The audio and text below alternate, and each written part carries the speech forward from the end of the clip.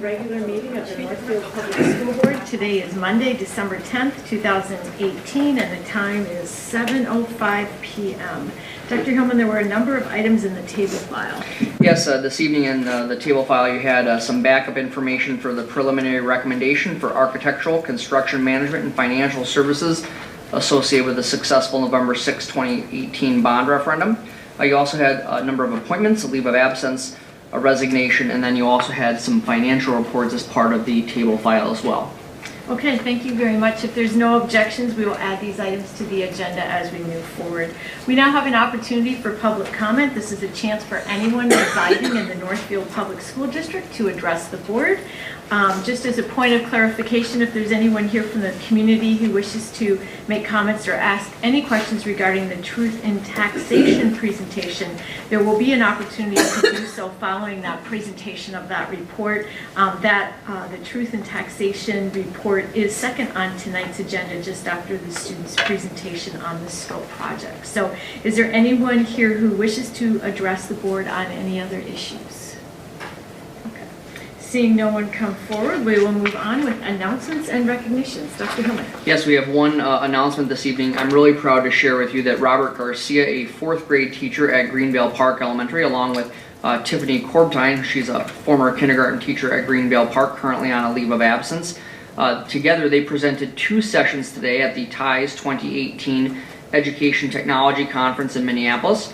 The presentations included one on using Seesaw in the classroom, which is a communication program, not actually a teeter-totter seesaw, just to be really clear. The presentations included that and also how to create using a green screen.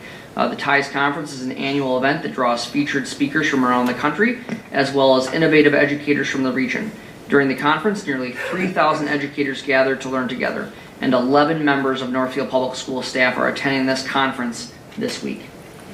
Excellent, thank you. So thanks to Robert and Tiffany. Yes, congratulations to them for doing that work. I'm sure that those that were hearing the presentation were really grateful for their work on that and to hear about it. So is there anything else board members would like to add? No. Excellent choir concert. Good. Superb choir concert. And thank you all, and some of you are here, but thank you so much for sharing your music with us. It's great.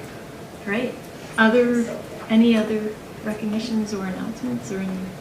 I actually could add, Noel, in terms of our district students really enhancing community events with their music, Winter Walk. So thank you to a number of our middle school and high school students who were part of several things happening around Winter Walk. I know this was the first year of a holiday parade, and our percussion section from the high school lit up their instruments and walked down Division Street, so really good stuff. So it's great, and I know our scope students were there signing their books at their book at the Northfield Historical Society. So we thank the students who took the time to do that, and obviously the teachers and the staff and everything it takes to get those students there. And Winter Walk is always a very fun event, although Noel has put in his recommendation that it become Summer Walk because it was just a bit brisk out there.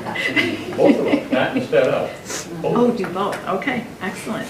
Well, we'll see how the Chamber of Commerce brings that to fruition. Okay, so we will move on to our first item for discussion and report. We are really pleased and quite excited to welcome the SCOPE students tonight. Here are, I believe, all Northfield High School seniors, unless there were some juniors that were added. We have Izzy Hessian, Logan Ledman, Diana Montero, and Anna Weber, who are here with Northfield Middle School Social Studies teacher Earl Wyman. So welcome. Thank you. Thank you for having us. It's a pleasure to be on your agenda. I want to talk to you as a 7th grade social science teacher and the coordinator of the SCOPE program. The SCOPE program comes from an acronym Student Community Outreach Program Experience. It began in 1992 with the express purpose to get the students beyond the classroom walls to conduct original research and writing of a historical nature with the purpose of producing a tangible benefit for the community. From a more practical standpoint, or no, shall I say a philosophical standpoint, we wanted to show the community just what 8th grade students can do, and that they can be not just active citizens, but active participants for the community. The SCOPE program, as I said, began in 1992. I took it over from Ron Moore sometime in 1996, 97.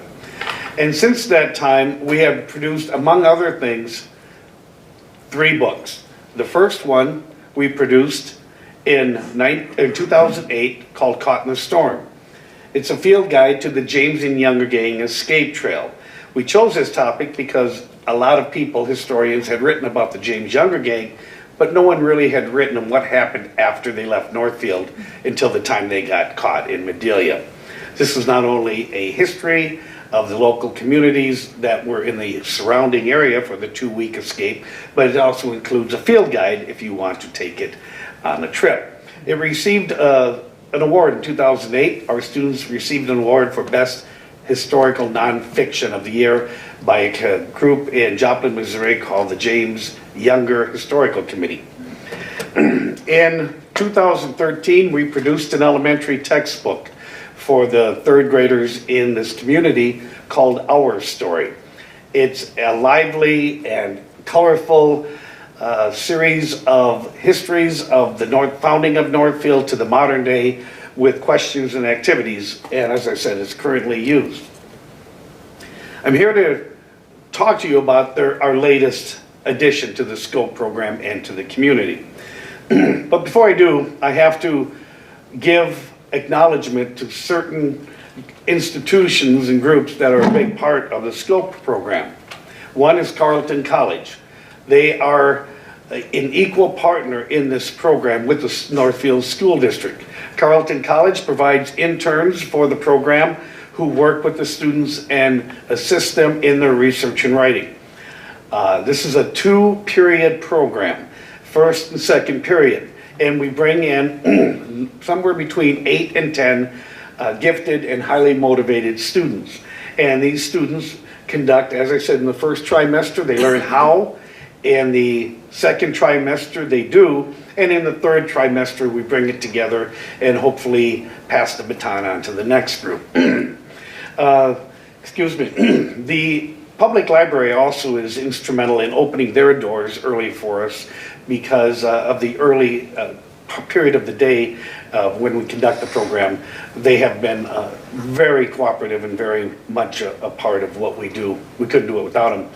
But the Historical Society, we use their archives, we use their resources to get the bulk of our research.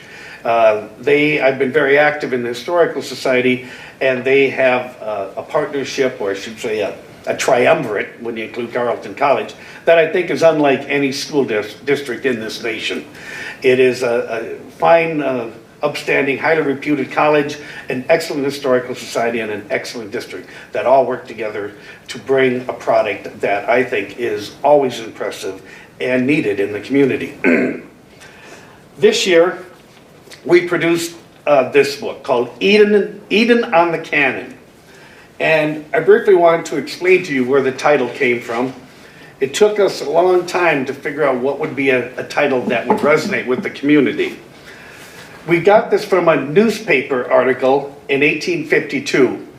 And this is not the only article of this type, but it was the one that we felt there was a title somewhere involved here.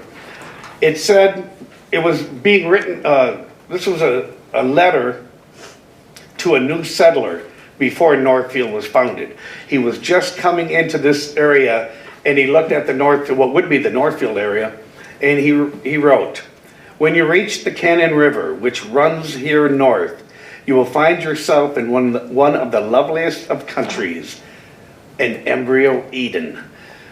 So because that poetic letter writer described it the way many people would from there on, we decided to call it Eden on the Cannon, because the cannon is so instrumental. But why did we write this? Well, there is no comprehensive book on Northfield history. We have a lot of booklets. We have a lot of histories. History of Carleton, history of St. Olaf. We have books on history of the Lyceum Theater, Pioneer Woman, but nobody wrote the history of Northfield. And it was a great opportunity for us to step in. It was probably even the most ambitious project we had done as well. We had 30 eighth graders write the copy for this book, do the editing, and we've had the junior curator program, summer assistants help with the photos, a little bit with the captions, and it took us 8 years from the beginning to the end. Now we're going to have 4 speakers with you here tonight, and I want you to remember, this was 4 years ago they wrote this. They're seniors now and very accomplished, but this is a program that I think is unique because 13, maybe 14-year-old students wrote a book that I would put there with any history book in any bookstore or in any college or in any high school. As you can tell, we're very proud of this. It is it's something I think will serve the community for years to come. I want the students to do the bulk of the speaking here though. And they've all selected the topic, and I would like to introduce our first speaker, Anna Weber. She's going to speak to you about some of the challenges of scope research and writing. So I'll turn the mic over to Anna. Okay, hi everyone. As Mr. Wyman said, my name is Anna Weber. You probably know my parents, Deanne and Chris. I'm here to talk about, like Mr. Wyman said, the challenges of the research and writing of scope. And as you can imagine, he was talking about how each year has about 8 to 10 eighth graders. And when you put 8 to 10 eighth graders in a room together and say, all right, you're going to write a book, it was a bumpy road. So I think the hardest part for our group in particular, we had, our group was the last group to work on this book. And it was really split up by chronology. So like the first group that worked on it had the early part of Northfield, and because this book ended in 1976, when the Historical Society was founded, we had the very last part, and we cleaned up, we put some finishing touches on other parts as well. But we noticed that there wasn't a lot of secondary sources of Northfield history from the 1960s and 70s. So the hardest part for us was basically starting from scratch when we picked our topics. And so how we did that, the Historical Society has these huge binders full of the Northfield news. Basically every edition that's ever been published is in the Historical Society archives. And what we worked with interns from Carleton, and what they put these binders in front of us and said, okay, find patterns. What news stories keep popping up? And little did we know those would end up being our topics that we wrote about. And it ended up being, it was a very tedious process, but despite it being a very big challenge, it actually ended up really helping us in the long run, I think, because we were able, we really learned valuable research skills. I think that's one of the unsung parts of the SCOPE program, is that you learn not only how to write about history, but how to research from scratch. And I don't think there's really any class or anything else in the district that really teaches kids those skills. I would like to turn it over to Diana Montero, who's going to talk about how SCOPE helped her beyond the class. All right, hello. So as Anna said, my name is Diana Montero. I'm a senior at the high school, and I'd like to talk more about how SCOPE helped me beyond the academics of the class. So to give a brief overview of how SCOPE works, so it is like a 2-hour-long class, which is different from all the other classes, obviously, because it takes up 2 times as much time. And in that time, what we worked on academically was writing skills. We have Orlo Addison was our professor for learning how to structure our sentences better, to up our writing, so that when we did the research piece, that we would be able to write eloquently about what we were researching. Like Anna said, very eloquently, we had to research from scratch. We looked through so many newspapers. We looked through a lot of things, and primary and secondary sources for all our information. But beyond that, SCOPE was a really transformative experience for me in terms of social learning, which is something that's even harder to control, as you all probably know, working in the school district. It's easier to mandate academic things that kids should learn. It's harder to really facilitate an environment where students are able to learn how to work in a group and how to take care of themselves in an academic environment. And Scope was really helpful for me in doing that because the adults just were so trusting in what we were able to do. I felt like, I mean, at this time I was in middle school, but, and still now, like sometimes the structure of school can be frustrating for a lot of students where the adults are constantly like making the rules and telling us what to do and giving us assignments and things like that. And although those things are very valuable, it can be frustrating because some students are just like, I just want to like make my own decisions, you know? And I think we underestimate what we're able to do as 8th graders. And that's why I'm so happy that we have this to show, like, hey, actually, if you let us just do what we want and you let us give us our own space to show you what we can do really amazing things. And I think that's my favorite thing about the Scope program is just leaving us to make our own decisions about how to spend our time and allowing us to make those mistakes and having us learn with each other how to be productive and how to get things done and how to express ourselves academically. So yeah, thank you so much for having us. Next is Izzy Hession talking about what she enjoyed about writing the book.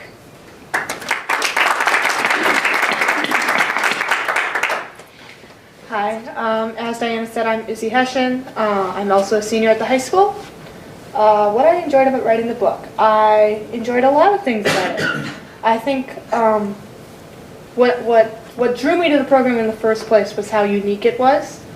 You don't see a lot of places that give middle schoolers, 8th graders an opportunity to do something this transformative, this important to the wider community, or to give them free rein to research historically and develop their writing in a way that can improve the rest of their lives down the road as they continue their academic career and professional career.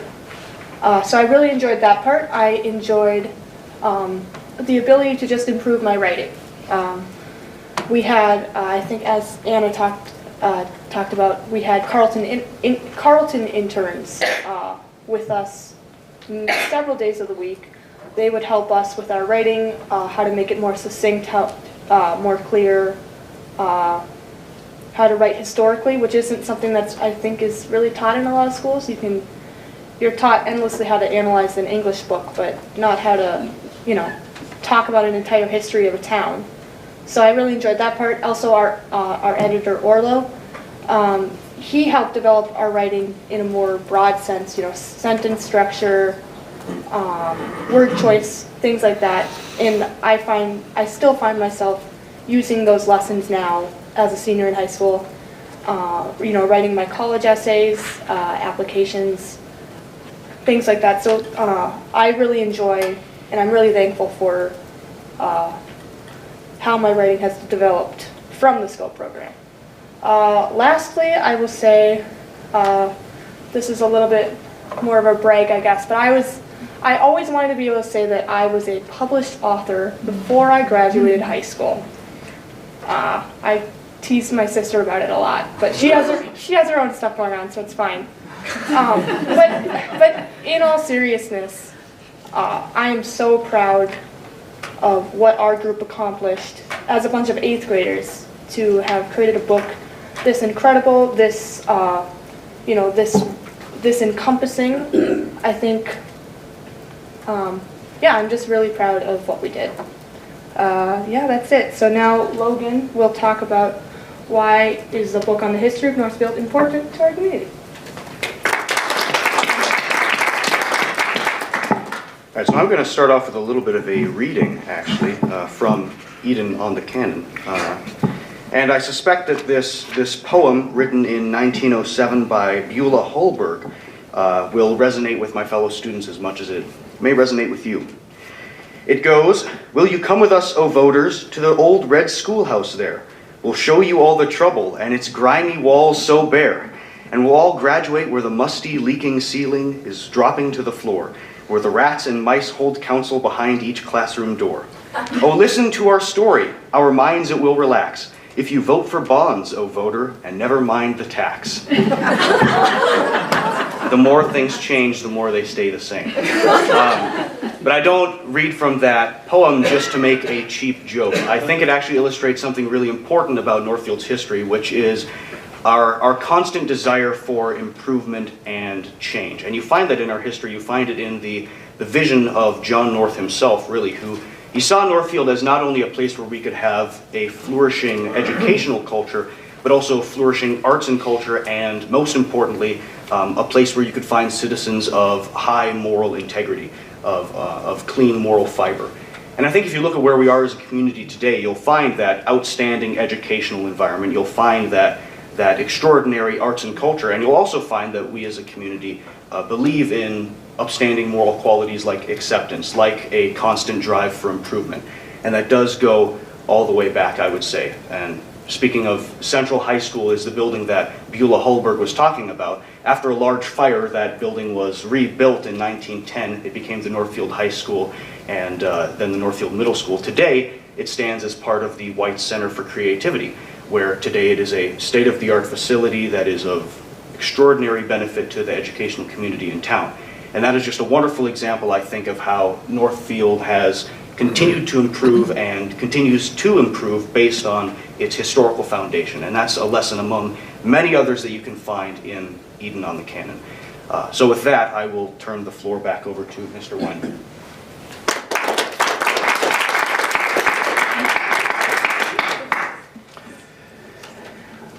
I should mention, join me at camera one.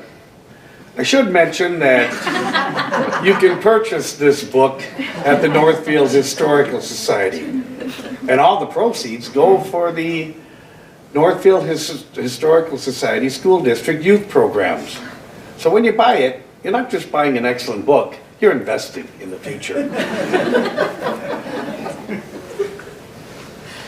Before this meeting, Rob Hardy went and joined us for a moment, and he gave us a copy of the book that he bought at Winterwalk. And he asked us if we would sign it. And I took the book from Rob, I hesitated, and gave it back to him and said no. That felt good. I don't usually get to talk to an administrator or authority that way. But I did, with my apology and an explanation that we are going to provide all of you on the board with an autographed copy. The only ones who get an autographed copy of the book are those who helped to the creation of the book. So it'll go to all the board members and to Mary Hansen as well, because she was instrumental in helping us publish this. So before we take questions, we would like to present the board members with an, oh wait, one more thing I should mention. An extra treat is Emma Iverson and Jackson Hillman's autograph is in this book. Okay, students, would you present the book to the school board and to Mary Grace?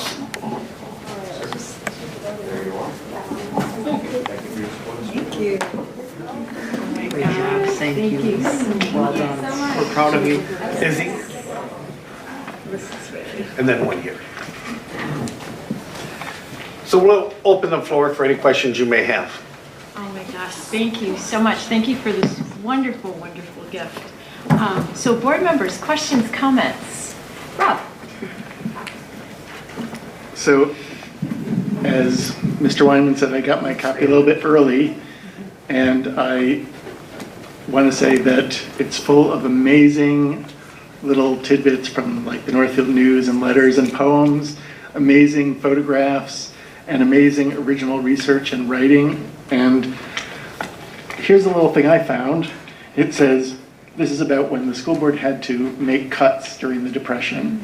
And it says, this business of being a member of a board of education is not one that draws very much inspiration via the florist's shop. So I just wanted to say this is much better than getting flowers. Thank you. Amy?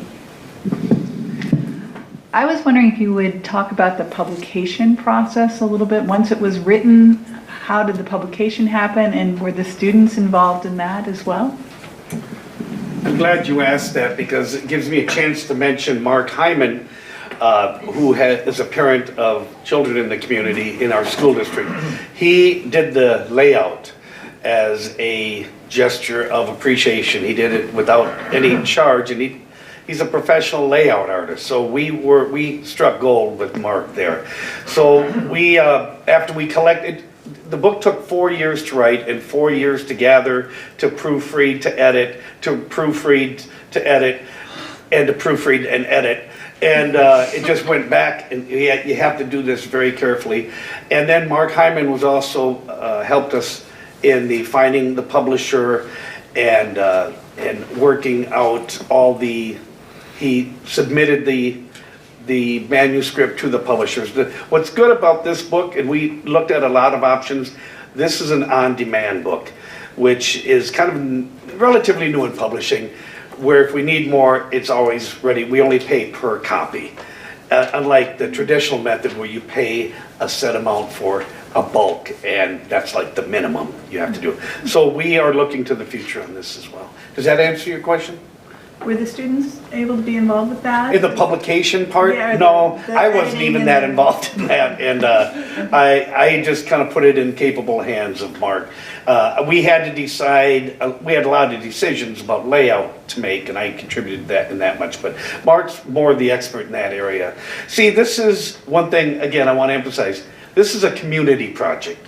It's not just a project from the students, the teachers, the school district. We borrow from oral histories to other resources that may exist in various homes. We tap into the best, and as a result, we tend to get the best. Thank you. Yep. Other questions, comments? Ellen? So it is just so impressive to see this in print, and I want to thank you, Earl. I know you're representing, the 4 students here are representing so many other students, but I want to thank you for your heart in pushing this through. I mean, and the program, keeping it going for this many years. I think it's really an incredible gift to the community and gift to the student experience. So I want to thank you for that. Other questions, comments? No. My comments are similar, but come from a different heart. You have set the bar for writing and publishing extremely high, and I really appreciate that. And I thank you so much. And to Mr. Wyman, thank you for your ongoing leadership. You also have set the bar very high. Jeff? Thanks for the project. Great testimony to Northfield, and there's a lot of value around that and the conduct of kind of who we are as the Northfield people. And John North was kind of a rock star and starting cities and towns and whatever, and kind of known for that. And you know, I'm a little bit biased because I'm born and raised here and graduated from Northfield High School, but thank you. Great comments. I guess everyone's made comments. Any other, Dr. Hillman, did you have some? Of course I have a few comments. Just again, I want to reiterate what Ellen said. Thank you to these 4 students who are here representing 4 years worth of kids, you know, who really put a lot of effort into this. And a couple things a couple people talked about Orlo. And I think that when Earl talks about this being a community project, it is a true community project. It's not just the college, it's not just the Historical Society, but it's also an intergenerational project connecting people from different generations together around this common theme, which is really powerful. So I appreciate you recognizing the people outside of the day-to-day pieces that helped you, because I think that goes to show the power of the program. I also want to point out the real higher order thinking that happened here. Diana's comments about student agency, something that we are continuing to try to get better at. Logan's comments, you know, about the fact of how they have thought about history in a different way. And if you have a chance to talk to any Scope student and you ask them about their project, they can tell you those kinds of things. If we questioned all 4 of them, that was Logan's job tonight, but all 4 of them could give a historical interpretation.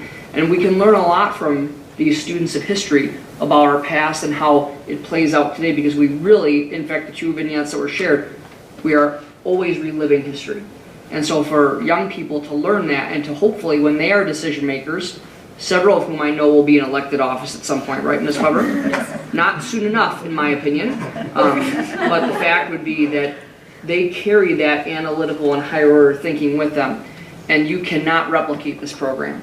It is just not possible because it's a unique blend of the heart of a champion and Mr. Wyman, who makes this his, life's work. It's the students that he mentors. It's the cooperation with all these other agencies. Nobody else has anything like this because they don't have these people. So you make us look great, and it has the benefit of all being true. So that's a good thing. So thank you for your hard work and really doing just an excellent job in terms of putting this together.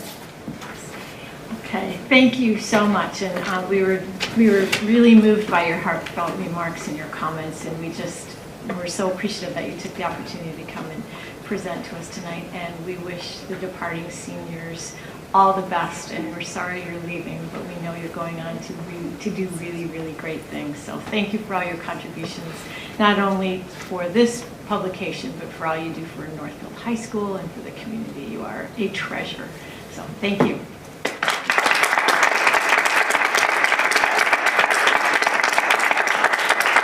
And Izzy, I think you beat most of us, maybe except for Rob, in terms of being a published author at all, right? So, well done.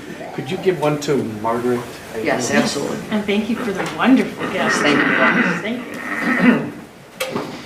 Okay. So unfortunately, we now need to move on to the rest of the meeting, unfortunately, which may not be as fun as listening to students and their great experiences, but it's all good. So we are moving forward with the Truth in Taxation presentation. Following Val's presentation, I will ask first for the opportunity of any community members who want to come forward and make any comments or ask any questions. So thank you, Val. Thank you. That will be a tough act to follow. Yes. We'll have to maybe work on that scheduling next time. So I am here to talk about the Truth in Taxation, so our 2018 P19 final levy certification. So the levy cycle is an interesting process that is multiple government agencies all working together to come out with one document. So the assessor's office really drives the bulk of this process. They determine all of the assessed values of the properties in our tax base, and that actually happens in the spring. Typically, all of the entities get a notification in April, I believe, of what your proposed assessed value for the next year is, and taxpayers have an opportunity to, what's the word I'm looking for? Contest? Contest the value, discuss the value, get their questions answered at that point. And I believe by June that all of those values are finalized. Then over the summer months, all of the taxing jurisdictions work to basically come up with their preliminary levy, and that has to be set by September 30th. We presented that in September and approved that, and that is accumulation of both voter-approved levies that we are authorized to use and state-authorized levies. And that information then goes to the county, and the county basically, all of the taxing jurisdictions certify a specific dollar amount, and that dollar amount is then basically dispersed over the total tax capacity for all of the residents and businesses that are in our jurisdiction, which is obviously more than just the city of Northfield. It includes the surrounding communities as well. And then that goes to the county, and then their final statements go out in November, which is what everyone just recently received in the mail. And then we have basically our Truth in Taxation to talk about the numbers and the process, where it all comes from, and to do that final certification, which we're required to then submit to the county and the state.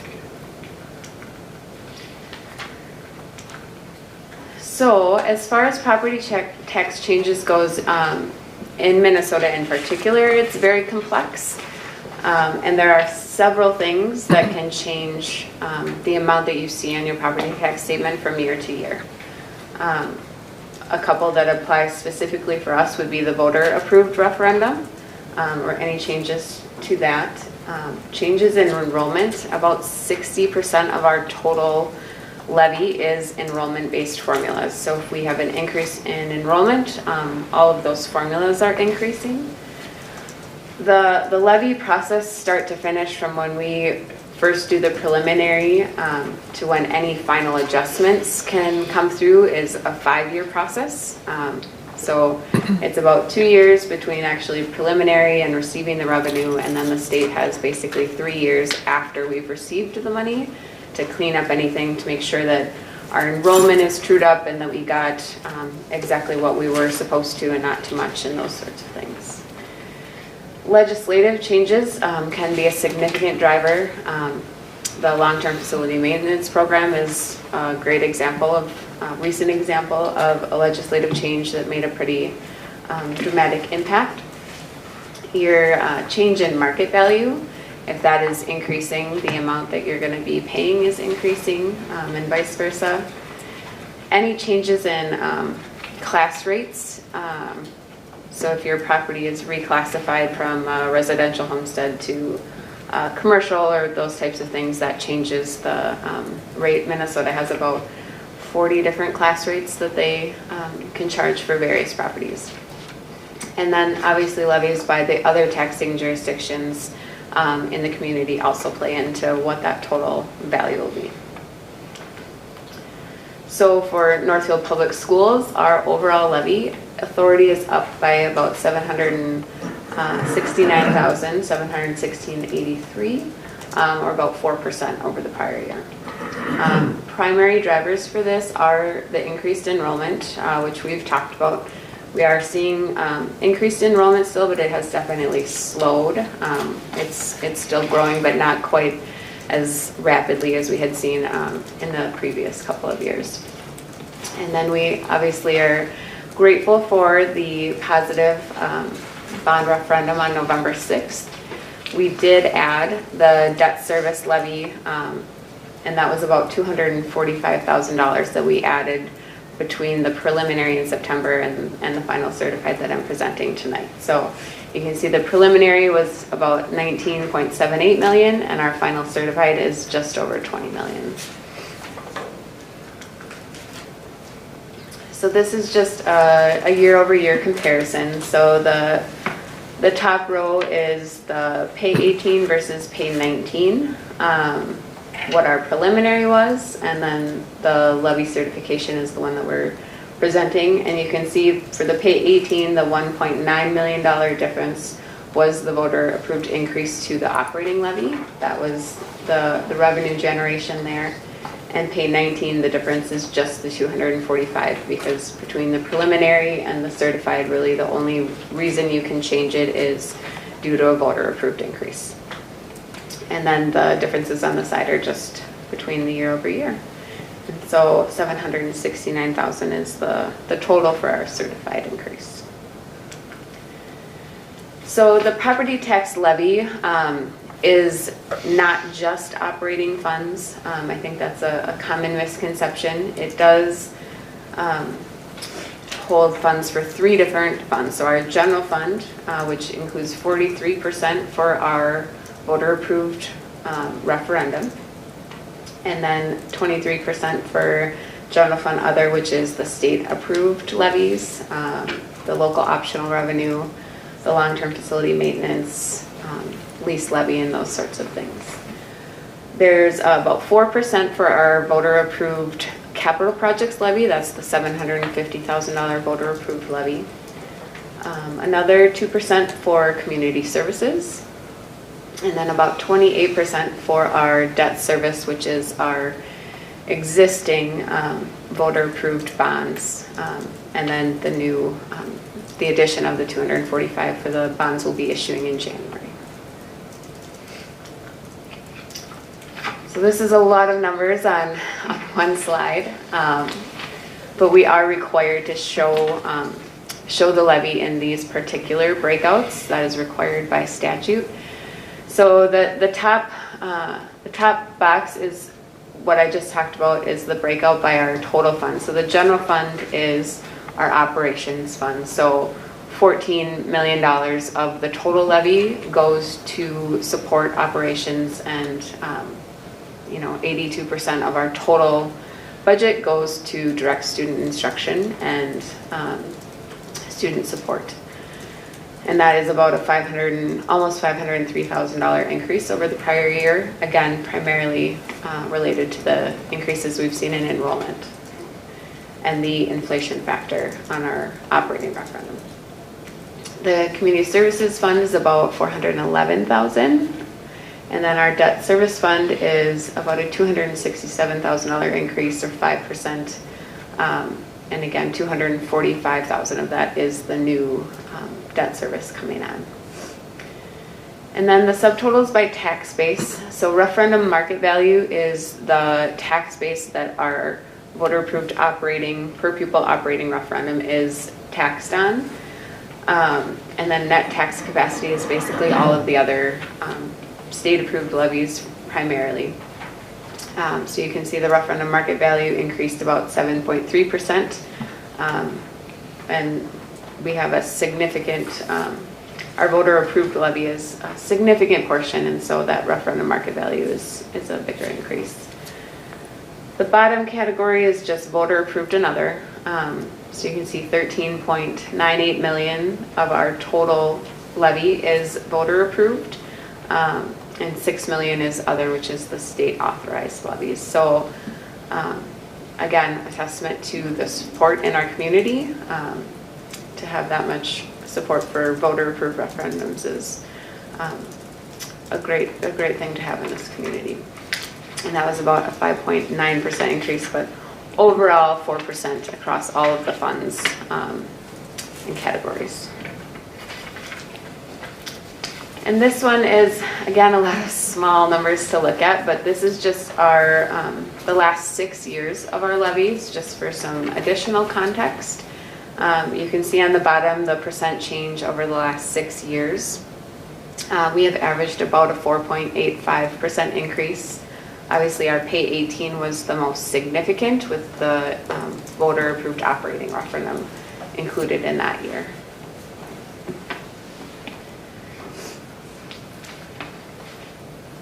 And as part of the Truth in Taxation presentation, we are required to talk about the budget as well.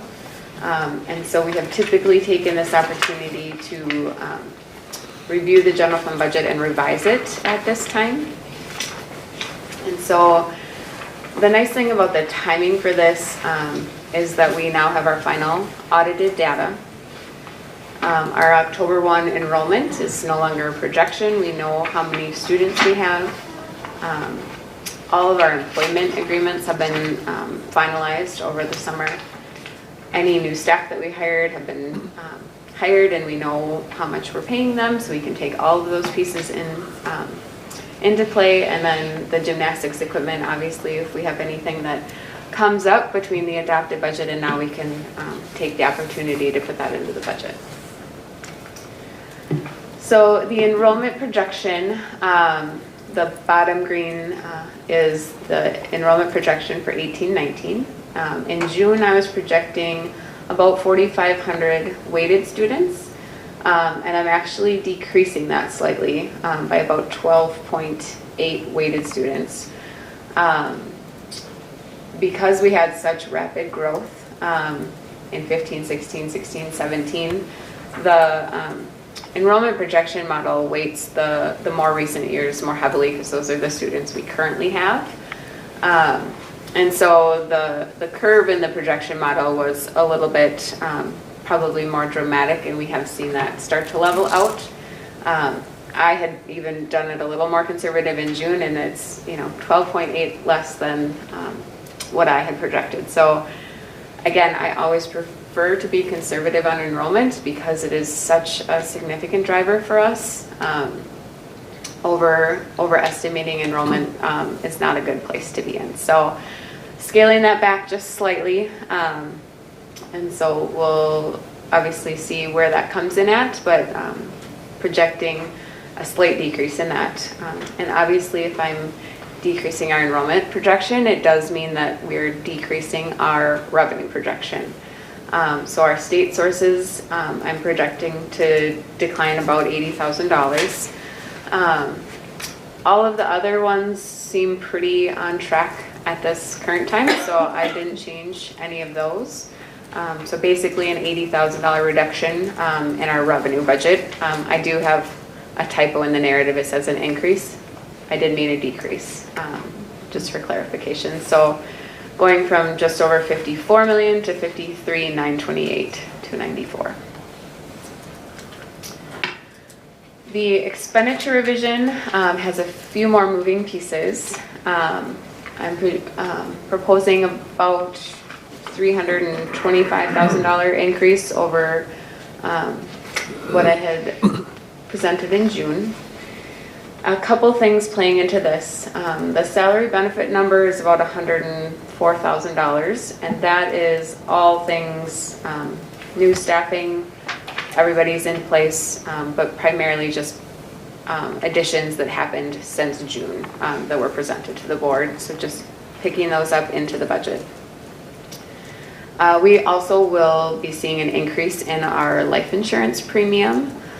We had a 3-year contract with Cigna, and that contract's up, and we've basically had a claim every year that we've been there, and so they're proposing a pretty significant increase for that, and so that is included in there as well.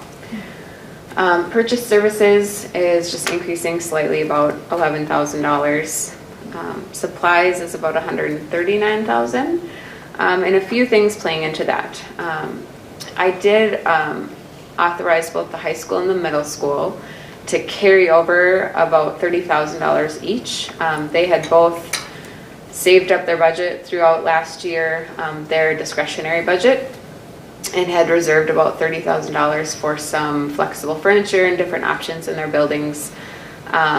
They worked with Innovative, who just really has dropped the ball, I would say, in getting the furniture to them. And so the high school is still waiting on some of their stuff here. And so I authorized them to basically carry over those funds for 1 year, just because it was a supplier issue and not the issue in the building level. So that's a one-time thing that they will have the money to do that because that was already in the works.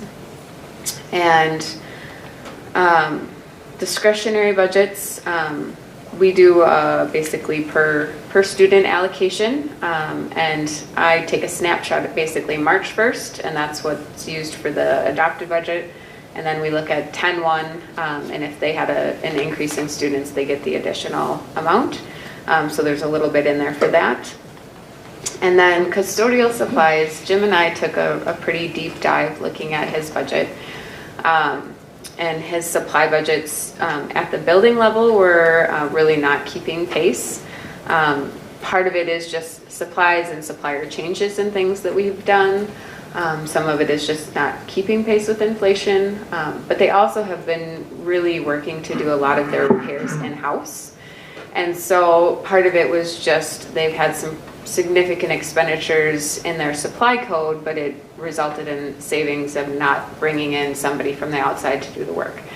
And so we worked to basically peel apart his expenditure budget to say, here's an allocation for your consumable supplies that's by building and kind of has a method for allocation so that it's consistent across buildings.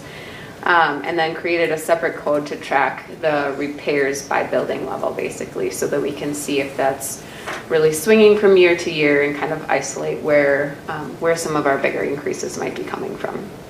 And especially if it's at a particular building, we can know if there's maybe some more deferred maintenance type things that need to happen at that building based on the number of repairs that we're seeing. So we worked through that and came up with but it's about $100,000 across all the buildings when we got finished looking at it and came up with those funds. And then the capital increased about $71,000, and that was just the gymnastics approval. And so overall, going from 53,168 to 53,493.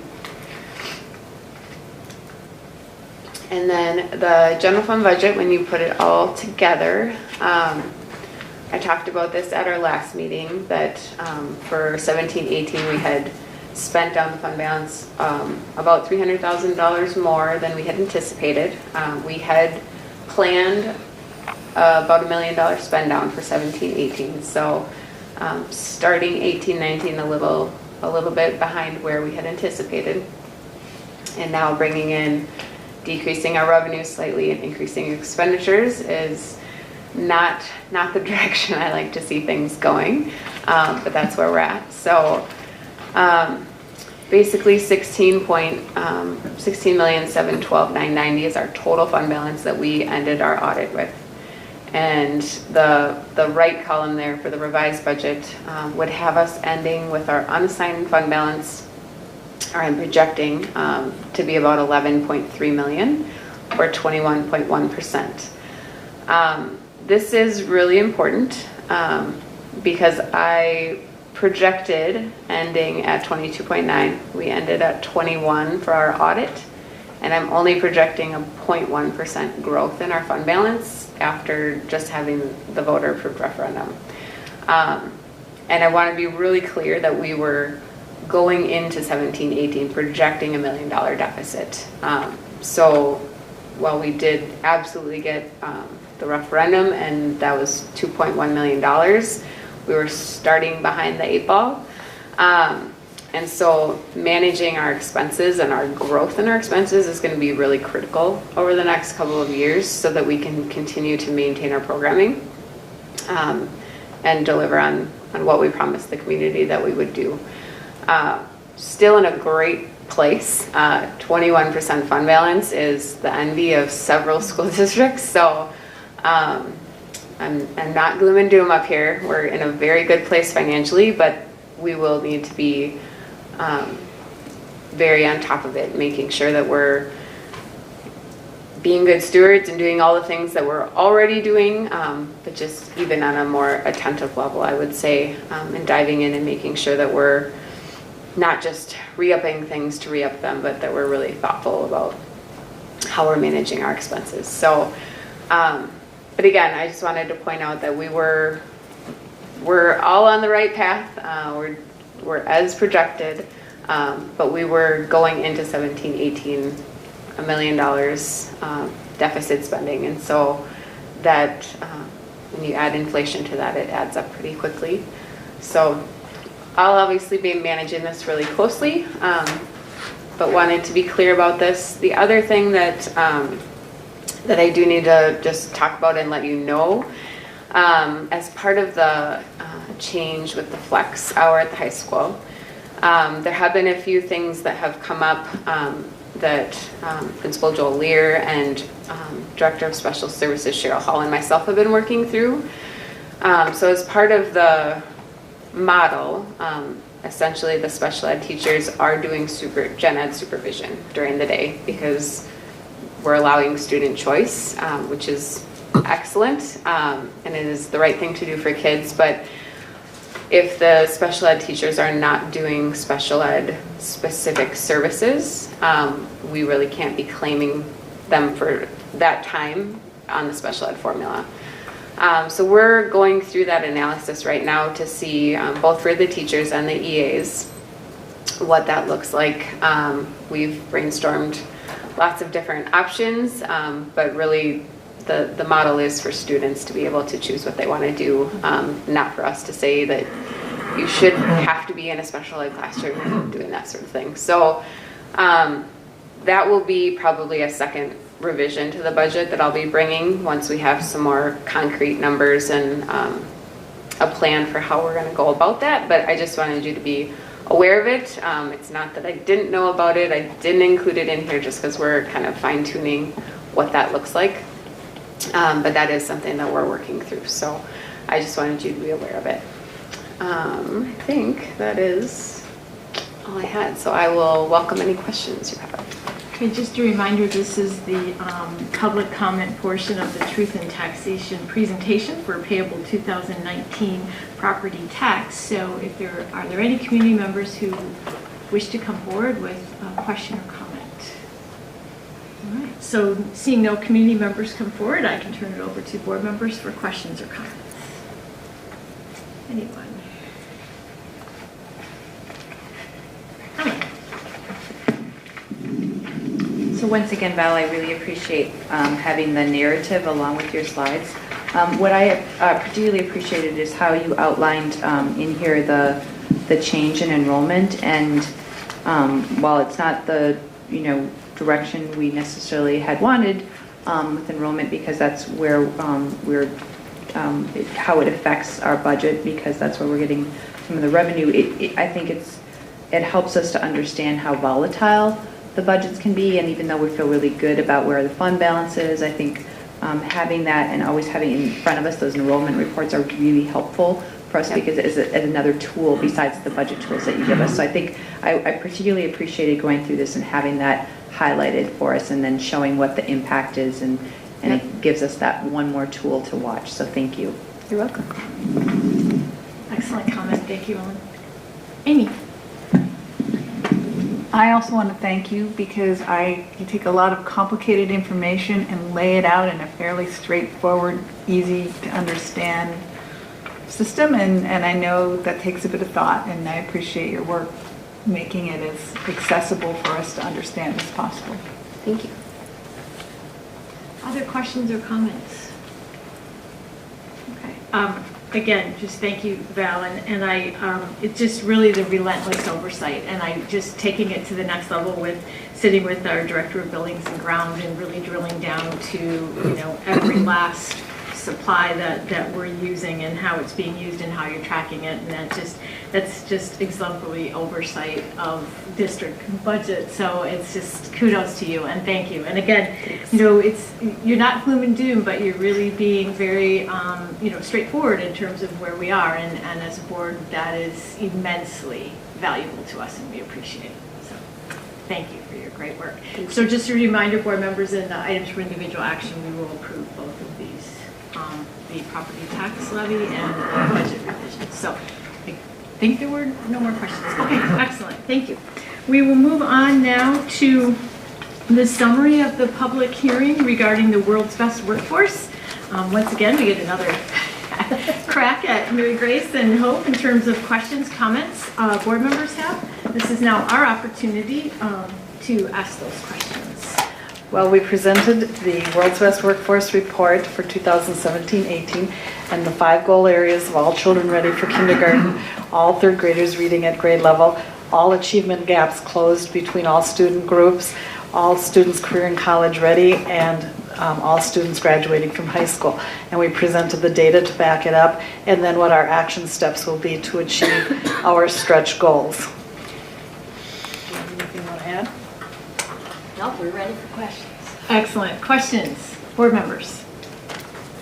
Ellen? Of course I have questions. I have 2 questions. The first is that in the past you've had set a sort of, and I'm not going to remember this correctly, if it's 70% or there was a certain threshold that you thought within our regular instruction we could handle any challenges in terms of providing additional help, and then above that was where we looked for some of our multi-tier systems of support. And so trying to sort of think through the data that you provided as to where are going to be the gaps for where we're going to need that additional support and it's not going to fall. Can you remind me again where that? So I think where we're coming up is the FAST assessment for K, how it used to be low risk, some risk, high risk. Mm-hmm. And in their literature, when we first started FAST, it was like, well, some risk can be handled in the classroom with differentiated instruction. So really what you're concerned about for intervention are those high risk kids. However, we found that our that some risk group was such a high percentage of the class. So you'll see that in the history of the K. So I think, is that what you're referring to, Ellen, or even the whole, because K-12, then what we're looking at when we built the MTSS system with ADSIS was going to take the 20th percentile and lower kids, and then on top of that was another layer of like title or some kind of reading support, sort of edging us to the middle of kids just below the benchmark. and we still have that framework. We still have, at this point, since we're only in year 1 of the reading curriculum in particular, we still have more kids needing some support than we have human resources for. But I think that number is going to go down as all kids are exposed to a sequential curriculum that's vertically aligned. Can I do one more? Oh, absolutely. Sure. And my second question is, so I really appreciate how you're showing us sort of under the hood, and this has been sort of coming on from the data team work in Northfield Promise. I'm assuming that, everybody has their World's Best Workforce reports posted at some point. Do you go through and sort of look to see, are there sort of districts that you take a look at besides our peer districts that, I know you're in sort of a community of practice with other data people? I do actually, and actually, I don't know, was it Matt? Did you come with me up to MD? Last year there was our World's Best Workforce meeting where they talked about the kinds of goals that districts are setting, especially around K readiness and things that aren't as black and white as 3rd grade reading scores. And so I do actually look to see, when people are filing them and getting them done, and also just the format for them. And you'll see a variety. People who will just stick to what MDE says, like using 8th grade math scores for career and college readiness, and doing exactly what MDE says, and then others who are more creative. And I think we heard that at that meeting. You see a wide range of response to this legislation while staying in the letter of the law. So yeah, I do check them out. I'm not going to go through the specifics though. I can pick your brain. No, good question. We will soon have an early childhood facility available. What is the age of a student entering that facility? Right now, we have 3-year-olds at Longfellow, but I think, Erin, do you want to answer that? Because Well, we've had them. Turn your microphone on, please. So sometimes they come to the NCRC at 3 days old. I think that's been our youngest. So baby talk would take, so if you got out of the hospital in 2 days, you could come to us in 3 days. That would be. Would that be an outlier? Yes, but I would say most families, probably the average age of when they start baby talk is 3 weeks. So 3 weeks would probably be when we see most of the first children that we would see in some programming. So that would be in early childhood family education, and then this will serve up to children that go to kindergarten. The preschool would be kids ages 3 and 4. Does that help? It answers the question on processing of the information and thinking that, is that pretty much typical then for all of the 3-year-olds that they're going to be in a program of some kind? Want me to answer that, Erin? Sure. You have, yeah, sure. Funny you should mention that, Noel. So one of the things that we've been looking, we've actually looked at it every year through Northfield Promise, the Readiness for K benchmark, is the preschool experiences of our kindergartners. And over 90% of our incoming K class, and this has been pretty consistent for the past 5 years or so, attend some kind of program, whether it's preschool, daycare, in-home care. Very few kids do not have a place to go. The difference is in Northfield is that they are about 30% of them this year attended more than one place. And those are in a given week. And those are 4-year-olds, no, Right. that Hope is talking about. So 3-year-olds, we don't have as much data on. I could tell you what we have in our program, so we have a little less data community-wide where 3-year-olds would be at this time. Mm-hmm. Although we do send every 3-year-old a birthday card and remind them about screening, so we have we have a little more knowledge of physically where they're located, but not necessarily what they might be attending outside the home. And I think all of that even goes and isn't even talking about the child care program, that we will have at the repurposed Greenvale Park building as an early childhood center. Because again, what we've been talking about, those separate programs, trying to tie that all together with wraparound care is something we really talked about during the bond referendum informational campaign. You've heard the statistics about people who have to go to more than one location. The all under one roof approach isn't going to solve everyone's issue, but hopefully it will make it just a bit easier for some. think about that hassle, of bringing your child to preschool. And then, if you have to get off of work to come pick them up and take them back to, their child care center, that's quite a piece. We had a substantial percentage of kids who have to do that. You make it also that those preschool programs typically in a lot of places are about 2.5 hours, right? So does that help kids get ready for kindergarten as they could be? I think we have some opinions on that, and we have some ideas of some new programming that we will start when that early childhood center opens. Yes, no. So as a district, we are being measured by the state as to the percentage of our students that are ready for kindergarten. True. And yet, part of those students are outside of the jurisdiction that we have to help them get ready. Is that a fair measurement by the state? No, I won't ask that question. I just stated my editorial. Yes. It's a fair statement. It is a piece that we do struggle with because all school districts in Minnesota are now being held publicly accountable, by their communities through these World's Best Workforce reports, which are happening throughout the state in October, November, and December. And yet I think that we are probably even better off than a lot of communities in terms of having some control or some influence, I should say, not control, but some influence in that Ready for K. But that's because Northfield really has rallied around with groups like Northfield Promise and the Ready for Kindergarten Action Team.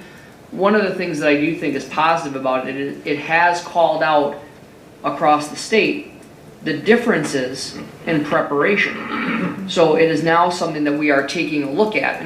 And frankly, we may not have thought as deeply about early childhood education without this report that started 4 or 5 years ago, and noticing how the lack of preparedness, which we would have assumed would have been there in Northfield, is not there quite as much as I think most people on the street would think. So the positive unintended consequences is people who are really looking at this data and saying, okay, we want to make sure every child has the same opportunity for a great preschool experience so that they are as ready for kindergarten as possible. So while I would agree that the measurement is nebulous at best, I think it has caused some positive change, at least in our community. Yes, no. And I'm impressed with the outreach that so many people in the community have used to try to help every student be ready for kindergarten. That's a real plus. I do appreciate that. And if you think about one of my favorite examples is the book bike. So in the summer, you've got the Northfield Public Library, Northfield Promise, you drive this bicycle to parks, and they're smart, they have pizza, and these small children, and from kids who are in preschool all the way to a lot of middle schoolers who are there too, coming together, having an opportunity to do this work. And that's an example of how Northfield has activated, how we have activated ourselves to try to influence, being ready for kindergarten. We can go through a number of other pieces in terms of just Northfield Promise itself, the early childhood navigators, which we found some of the hurdles to getting high quality preschool, especially for students from lower income families, was the bureaucratic process at the county and with some of the state scholarships was such that the average person really struggled to get through. So through a grant, we've hired 2 folks who are early childhood navigators who really help people do just that, navigate the system. How can I make sure I can get those dollars available to help support my child's pre-K experience? It's a huge success story.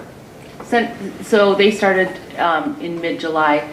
They so this is by September. Well, I shouldn't say by September because some didn't start right away. They have, since they started mid-July, got 17 students into preschool that were not in preschool in July. Say that one more time, please. The Early Childhood Navigators got 17 students who were not enrolled for preschool. July 15th, they are in preschool today. Let that sink in for a minute. That's 17 lives that are substantially changed for a pretty modest grant investment. Absolutely.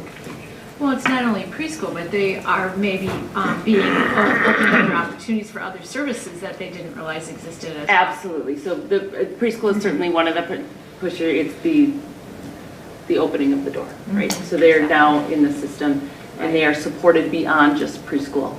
I mean, the goal is really to support kindergarten readiness, but that means having food, that means having heat, that means lots of things. So to tie this back to Noel's original question, why we may not agree with the school district itself being measured for kindergarten readiness when we don't have influence over a substantial number of children. We didn't cry, we didn't moan, we didn't yell at the umpire, right? What we decided was, how do we get this done? And people rolled up their sleeves, not just people within the school district, but people in the community, and they said, how can we make this happen? And we are making it happen. And we've got better things yet to come in just a short couple of years.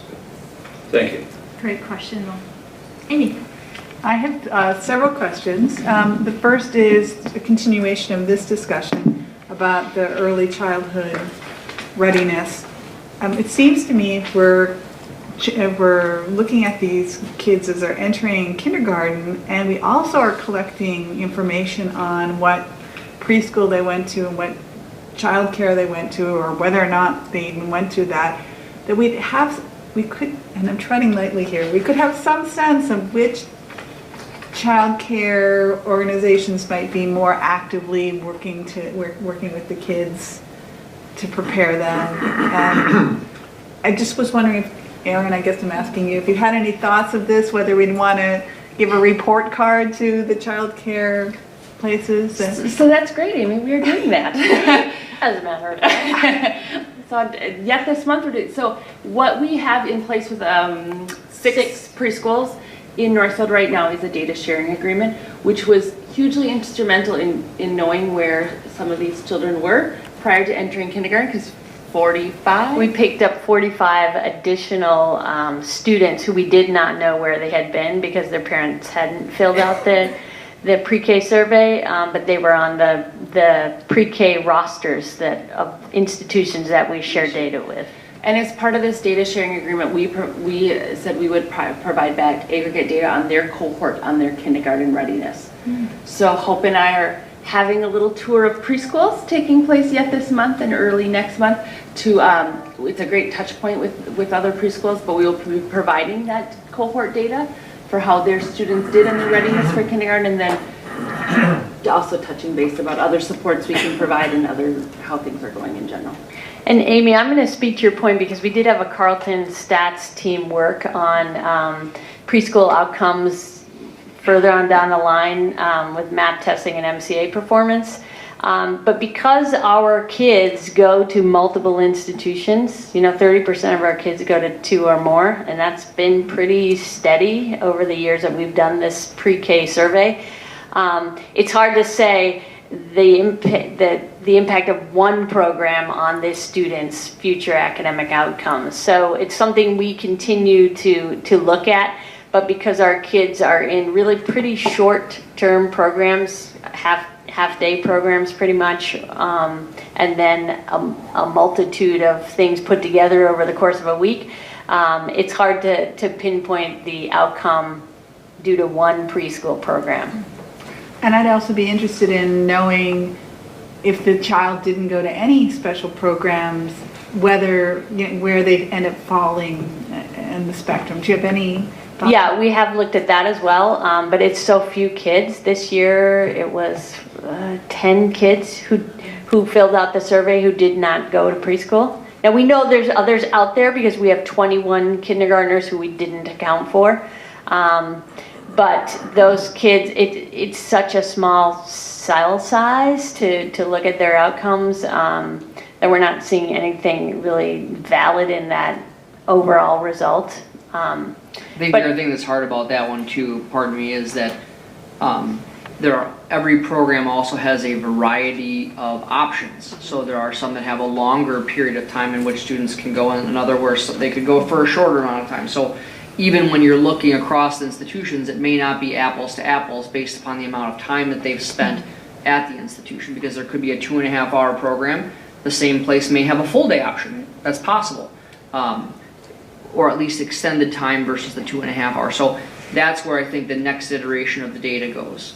And I just can't say enough about Aaron's team and Ashley Anderson from HCI and Northfield Promise, because really the relationships that have now been built between the district and the local preschools are amazing. And so the fact that we in the first year got 6 preschools to agree to be part of this data sharing, it's only going to strengthen the programming for kids in the years to come. So, I mean, I think it's been an incredible effort. Great. I love hearing good things about Erin. So I have a couple other questions at the other end of the extreme. First of all, I noticed that the 2018 graduation rates weren't in there yet, and why is that? So it's interesting so it takes MDE a while to do its final audit of the class of 2018. So grad rates are actually not released until early February for the prior graduating year. Okay, so that there's not like people still graduating in December or something like that, or might there be in some schools? Well, September 15th is the cutoff that MDE sets for coursework to be completed for the class of 2018. So you have up until September 15th to get your work done.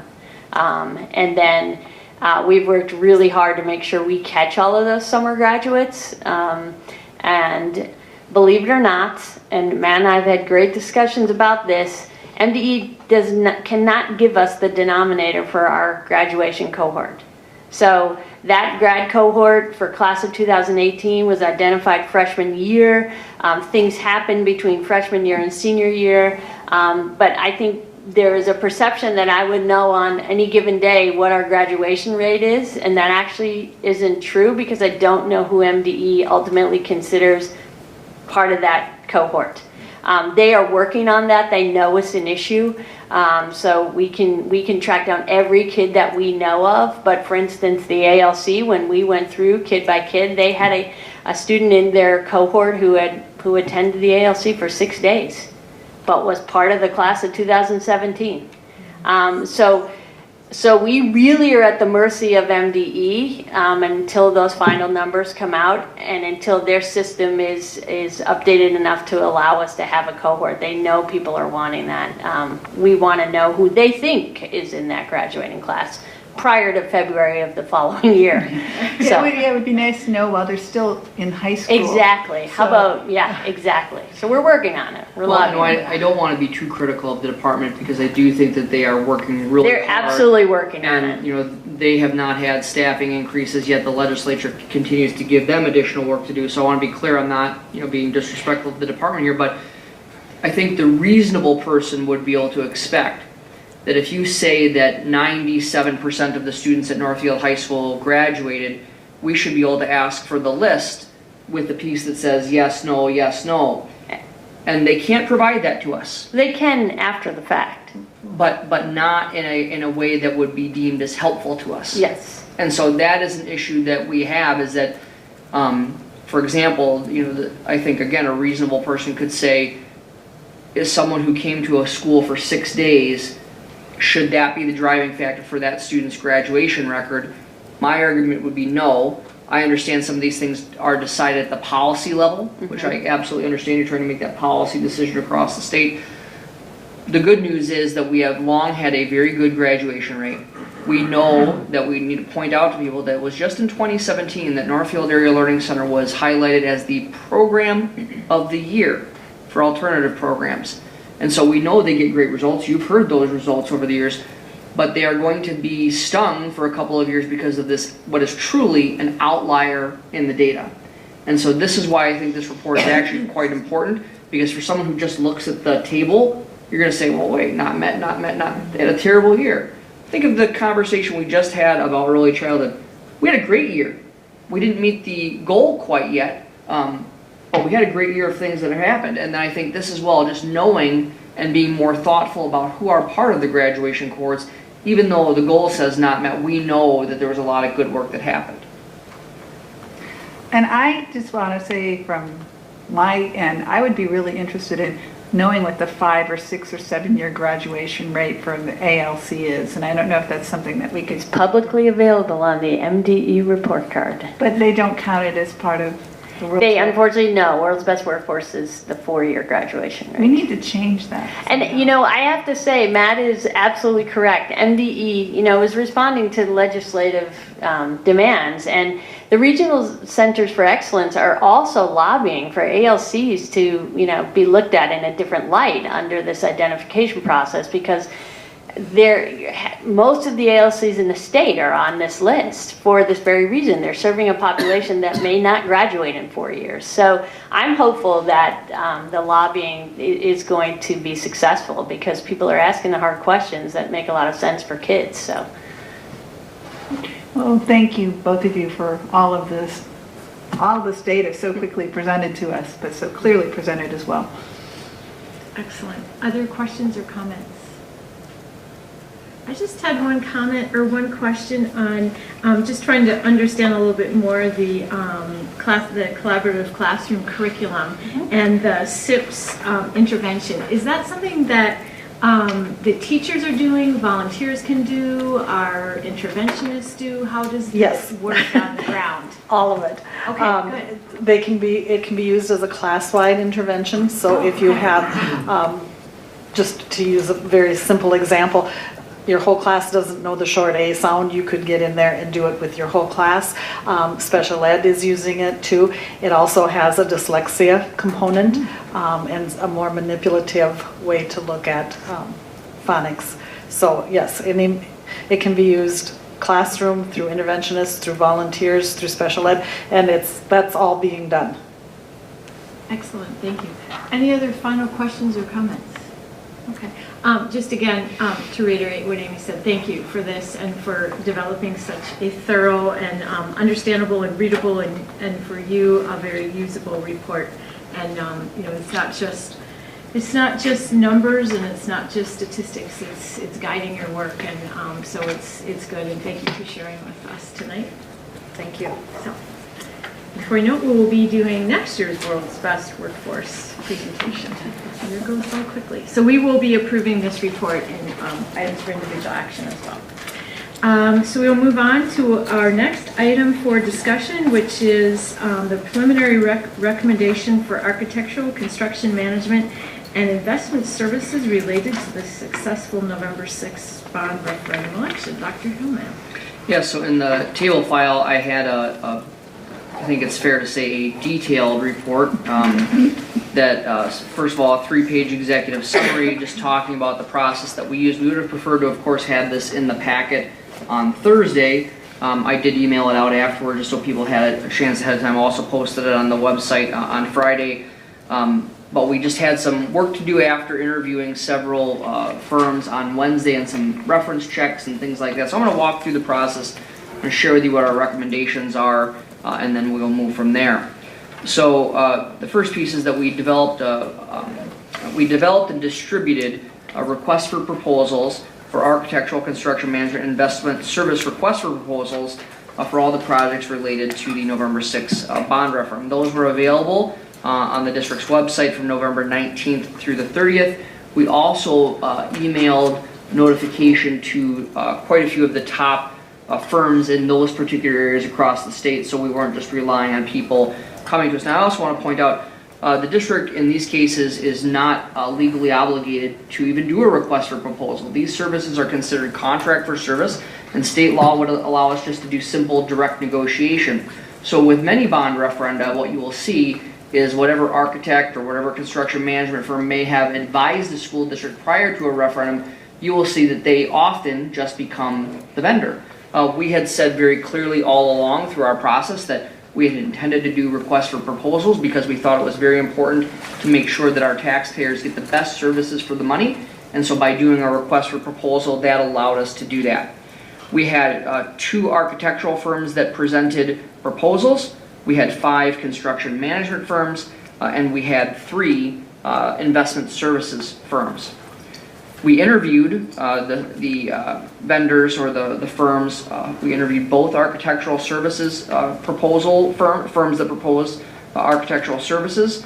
We interviewed 3 of the 5 construction management services proposal firms that proposed that made a proposal. And then the investment services piece is just a different ballgame altogether. So we did not have a committee that reviewed that. This is a very down and dirty, very technical piece.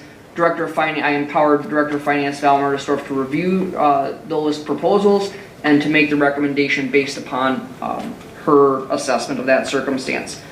We had several people who participated in the interviews for those vendors. Those included myself. They included Board Chair Julie Pritchard, Noel Stratmone, Val Mertsdorf, Director of Buildings and Grounds Jim Kulseth, Director of Community Services Aaron Bailey sat in for the architectural firms, Greenvale Park Elementary Principal Sam Richardson. We had a full day. The interviews were approximately an hour apiece with opportunity for questions and dialogue afterwards. In the executive summary, I have given you the items that were included in the request for proposal, asking those firms to respond to those questions so you have a sense of what we are looking for.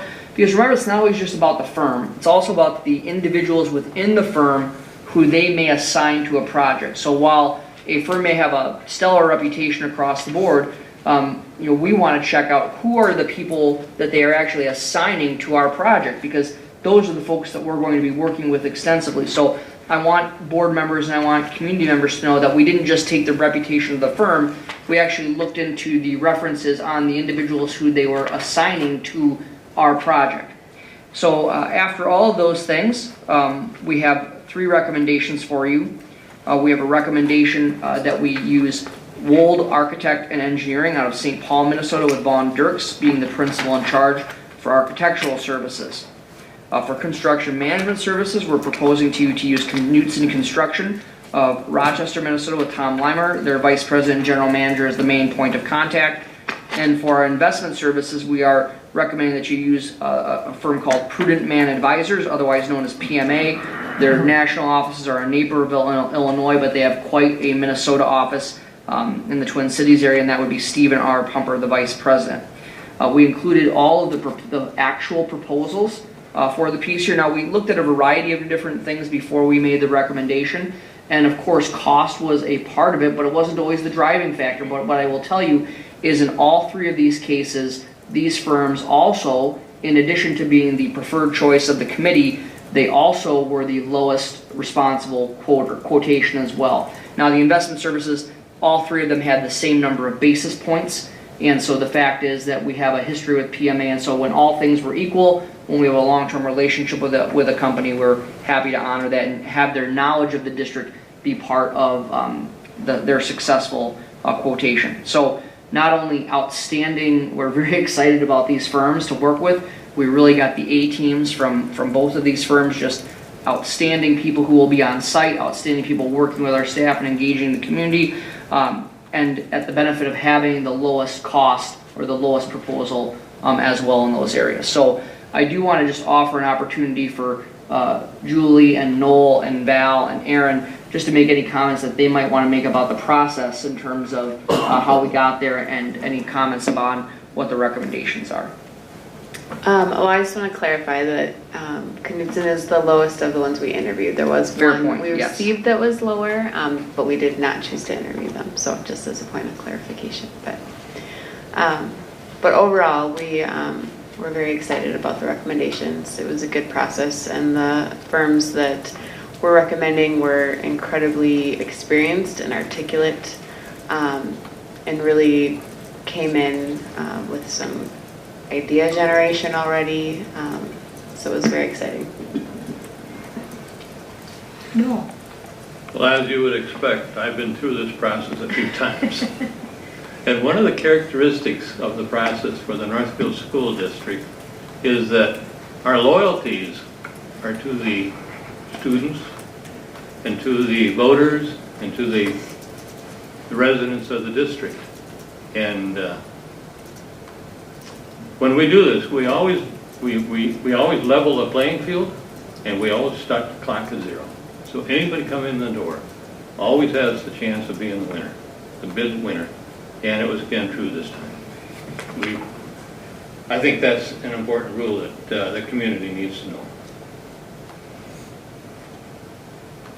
Just to be really clear too, we did do detailed check. When you think about a reference check, I think people think about an interview, for employment. So this is a little bit different than that, but the analogy holds up reasonably well. So, not only did we talk to school districts in terms of talk to superintendents and business managers, we talked to folks specifically about the individuals that were being assigned to our project. So it's not just calling Mankato and saying, hey, how did Wold perform for you?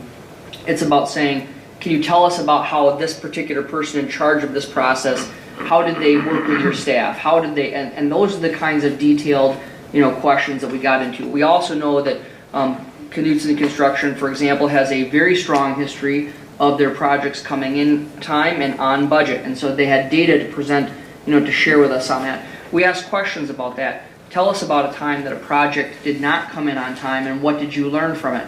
The companies that we are recommending to you were very transparent and they talked about what they have learned from various circumstances. And those, we actually verified those stories with the districts that they told us about. That was that really true or was that more of a marketing piece? And so what we want board members and community members to know is that we did a deep dive on the folks that we are recommending, and we feel that we're going to get an outstanding product for a very reasonable cost and within the scope of what we have to use. And then in addition, the fact that we believe that the process will be transparent. We believe that the process will make sure that we put students and taxpayers first, and that we are what I call being practical visionaries. You probably can't put those two words together, but I am, and we're going to prove it. Great comments. Well, and again, I think, first of all, the process, Val did a really good job of getting the RFPs issued and then really sifting through and really bringing the best to the table for us to evaluate. And I think, those of us in the process really understood the gravity of our decision in terms of we've just been given the opportunity to do these amazing projects, and we really need to come through for not only our students but our community. And the things that were of importance, obviously, paramount was really the safety around, a number of these projects will be going on where community members will have access to our buildings and the streets surrounding, and our students and our staff. And both of the firms took that as a very high priority. The construction management company who had already really given some vision and some thought around how they would secure the Greenville Park area and some of the access roads, and being emphatic that things like deliveries just will not occur when there are school buses on site, and just sort of that level of detail they were able to provide that really gave us some real comfort in understanding that they really did. I love their safety is no accident, and so they really showed that in a number of things. The second piece, I think, important to us, and we talked about this really quite extensively with the bond when people said, well, where's the design? What is this going to look like? And we said, we don't have that because we really want community input. And so Wold has a really good process with community engagement and really getting stakeholders involved and really allowing the stakeholders to take real ownership in how these the designs of the buildings will come to fruition. And it was really a bottom up, it's a building process that they use, or a stepping stone process, where you start with some basic vision around the project and then allowing stakeholders to have input there, which was really good. And I think, well, one thing that was really stood out to me is they really recognize how our buildings are utilized multiple use. It's not just from 8 a.m. to 3 p.m. They understand that there's Kid Venture and community school, and really recognizing the number of needs that a building has and how that design is really needs to support the needs of the buildings. And then, of course, last and certainly not least, or anywhere on the spectrum is of importance, of course, is on time and on budget completion. And we know that won't happen on Val's watch. But we were interested in their processes and how they have weekly reports, and they're able to drill down and really recognize when either a budget or an on-time completion is at risk. And that's not, X months into the process. That's a daily relentless oversight of those timetables and in those budgets. And so that gave us great comfort level as well. So, and then really just lastly, some really good ideas that they had around keeping our community informed. I mean, people want to know what's happening and why we live and breathe this every single day. Our community wants, oh, what is going on with those schools? Particularly if you don't live in a certain end of town where a project's happening, you may not know. And so they had some good ideas. We obviously will be giving a lot of updates on our district newsletters and our district website and social media, but they had some ideas around even some potential quarterly meetings with the community to say, here's what's happening next, here's what you can expect to happen in the neighborhood coming forward. So really, again, tying the community into the whole process was something that stood out. I think as we all talked through the goals we had in terms of how we would make our decision. Can you speak a bit about how they want to engage the students in learning not only construction, but the equipment and a little bit of the process? Well, that was excellent. Knutson, the construction management, said they would really like to engage our career and tech ed students on site and having them learn and really be involved with being on a job site, and we thought that was excellent. And then I think they had some ideas around there would be beam signings, so the kids would all be able to put on hard hats and sign their names to a beam that eventually goes in the building. And so really great ways, again, of engaging. And then I think they talked about word of the week in terms of construction words, and so really making it that whole process that we know those kids, particularly the students at Greenville, will be watching, this building being built, and really being able to engage them and knowing they're going to be excited and taking some of that energy and helping to really involve them in the process. And you could just see them coming home saying, oh, this is what was going on today. And so again, just recognizing how important the process for all of us to get to this place, and having the community support, and then continuing to develop that support and relationship with the community and those projects, I thought was great. And Dr. Hillman, there was maybe some other ideas they had that I'm not recalling. You nailed it, Julie. I mean, you really, I think that what I would argue that both firms represented, and specifically in this case, specifically the construction management firm, because they are managing the day-to-day operations, but really embracing the curiosity of children as opposed to seeing it as a nuisance. Because I've been part of some construction pieces in schools where that was not the approach. What I will say is I was very impressed with the level of detail and the examples that were provided, because these folks do a lot of additions to buildings in addition to new construction. So, they are looking at, and remember, when we talk about these projects, we think about the new building, but also remember we've got $7 million worth of additions and renovations at Sibley and a substantial addition at Bridgewater. And so it is at all of these buildings where these kinds of curiosities should be embraced. And again, thinking about this work from a curricular lens of how do we make this an experience that kids won't ever forget. And so, Jeff, over the years you've talked about the experiences that you saw as a student coming through Northfield schools.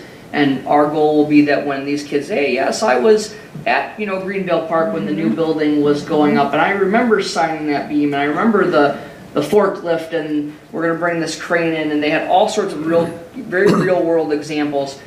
Things like potential use of webcams so that people could be looking at the site from afar. I mean, I think that the sophistication of the group is such that we have an opportunity to really have a unique partnership, rather than it being looked at as just a construction project, really looking at it as a community process and event that's ongoing for the time frame that the work is happening. I think Dr. Hillman raises a good point too, and that was one thing that Knutson was able to really articulate, is that they've done a number of projects where we know that these projects aren't going to get done over the course of a summer, and so there will be disruption, and really recognizing that. And they had done a project just recently in Byron, and their track record is, they don't have student or parent or community complaints around some of the aspects of the construction. And I think that's huge, because we know there will be, we will obviously need people to recognize that there's things going on, but they also have plans in terms of really how to minimize the disruption. No. I was impressed. They made it clear that they looked at us and said, this is not your school. And they looked at themselves and said, this is not our school.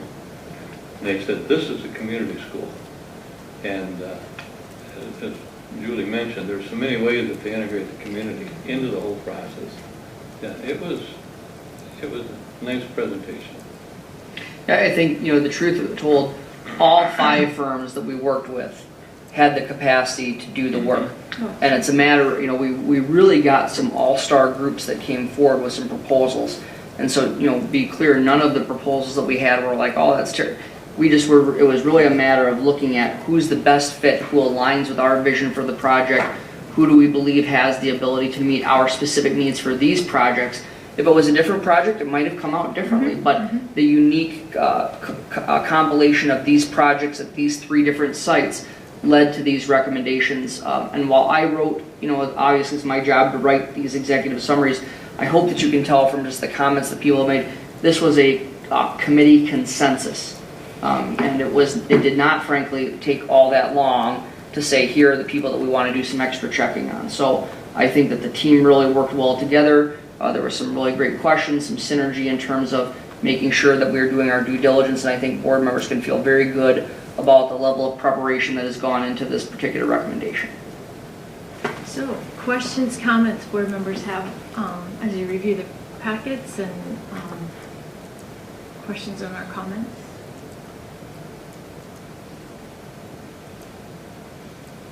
Ellen. Sure, thank you for the overview, and I really appreciate the committee's work and in representing the thinking about how our community works. I'm thinking about the strategic plan, I'm thinking about this recent bond election and the year before, and how much we've learned through this whole process. And so I really appreciate the work that the committee did in thinking about what we've learned about how the community wants to engage and what the folks at the different buildings, how they want to be a part of it, and looking for that. And my one question would be, do we have a sense of what's coming? It's like they talk about in the architect group, this core planning group, and the design development user groups, and it's really exciting. And then they have this sort of timeline, but they also even talk about the timeline as being a collaborative discussion. So, if this were to move forward as, the consensus, what's next? What's on the horizon? How does that look for us? Well, you of course know I love the question, what's next? So actually, if anticipating that the board does not have an issue with this, we'll even start some of the work this week. There's a multi-step process. Because this isn't our first rodeo, we knew some of the things that were coming down the pike. So I do have a message that's getting set to go out to staff tomorrow morning that basically across the district, and we'll say, would you like to participate in one of what I'm calling a design team? Wold calls them the core planning teams. But inviting anyone, who would like to participate in those committees to make an application for that, because we do have 5 different design committees if you really think about it, right? So there's one at the current Greenville Park building for the early childhood, there's one at Longfellow, there's one at Bridgewater, there's one at Sibley, and then one for the new elementary school. So all of those will have to be brought up at different times. The first ones that we'll be looking at right away to get after will be, of course, the new elementary school, as well as potentially the Bridgewater project, because that's one that we've identified. We may be able to accelerate that time frame. If we could start getting a project done this summer, that would be really helpful, right, for the long-term piece. And so we will take that feedback. We also have another survey that says not everybody can be part of the core planning team, right? But if you would like to provide some feedback, I have limited the characters to about 300 words because we're not looking for a dissertation here. We're looking for, specific ideas. That will be sent out district-wide to staff. Shortly thereafter, it will be sent out to parents. And then we'll be leveraging our community partners, such as Northfield Rotary, the Chamber of Commerce, hopefully the Northfield News, to publish the link community-wide so that people can, again, share their thoughts. And we will start to convene those groups in early January. And we'll be able to give all of that feedback to those groups. In addition, at the school buildings where we are having these projects happen, we actually are starting to set up, we've got one already scheduled for next Monday, optional meetings for every faculty member or every staff member who wants to come and do a face-to-face facilitated brainstorming process in terms of really 3 key questions. What are the things that you really want to make sure are considered as these plans are developed? What are your must-haves, right? What are the things that we should avoid? So I mean, as important as that question about what do you want, as important as what would you like us to avoid as part of this design process? And finally, any other kinds of thoughts or comments that you might have about it. So these aren't shocking to you. These are the 3 big questions that we've used. We also have all the data that we've had over the past 4 years of the Master Facilities Plan. We have thought exchange data. All of that data will be provided to those design or core planning teams. And so also looking to make sure that those teams are representative of various stakeholder groups. So of course, you're going to have the principal and the director of buildings and grounds on each of these design teams, right? But we're also looking for, of course, teaching staff, educational assistants, school nurse feedback, feedback from the specialists who teach in specialized areas like physical education, the media center. We're looking for parent feedback. We're looking for community member feedback who don't have children in school, because this is their building too. Just because my child or grandchild doesn't go to the school, it is a community asset. So how can we make sure that there's some voice for that? And then we're really excited to involve those interested from our district youth council or other students who are looking back at their academic career, and can they provide a voice of what they think is important as well. Now, we can't have design teams of 100 people, right? So when we have this application process, the district will be the final arbiter of who's on the team and who's not, but anyone who wants to participate in some way, shape, or form online through some of these faculty kinds of meetings and things like that, there's going to be opportunities for people to engage. So that's what's next. Great. And it is exciting. You can't talk about, we've determined it gets real when they put up a picture of a site with a proposed construction fence. That's when you know that, oh, this is really going to actually happen. There's where the construction fence might go. Other questions, comments?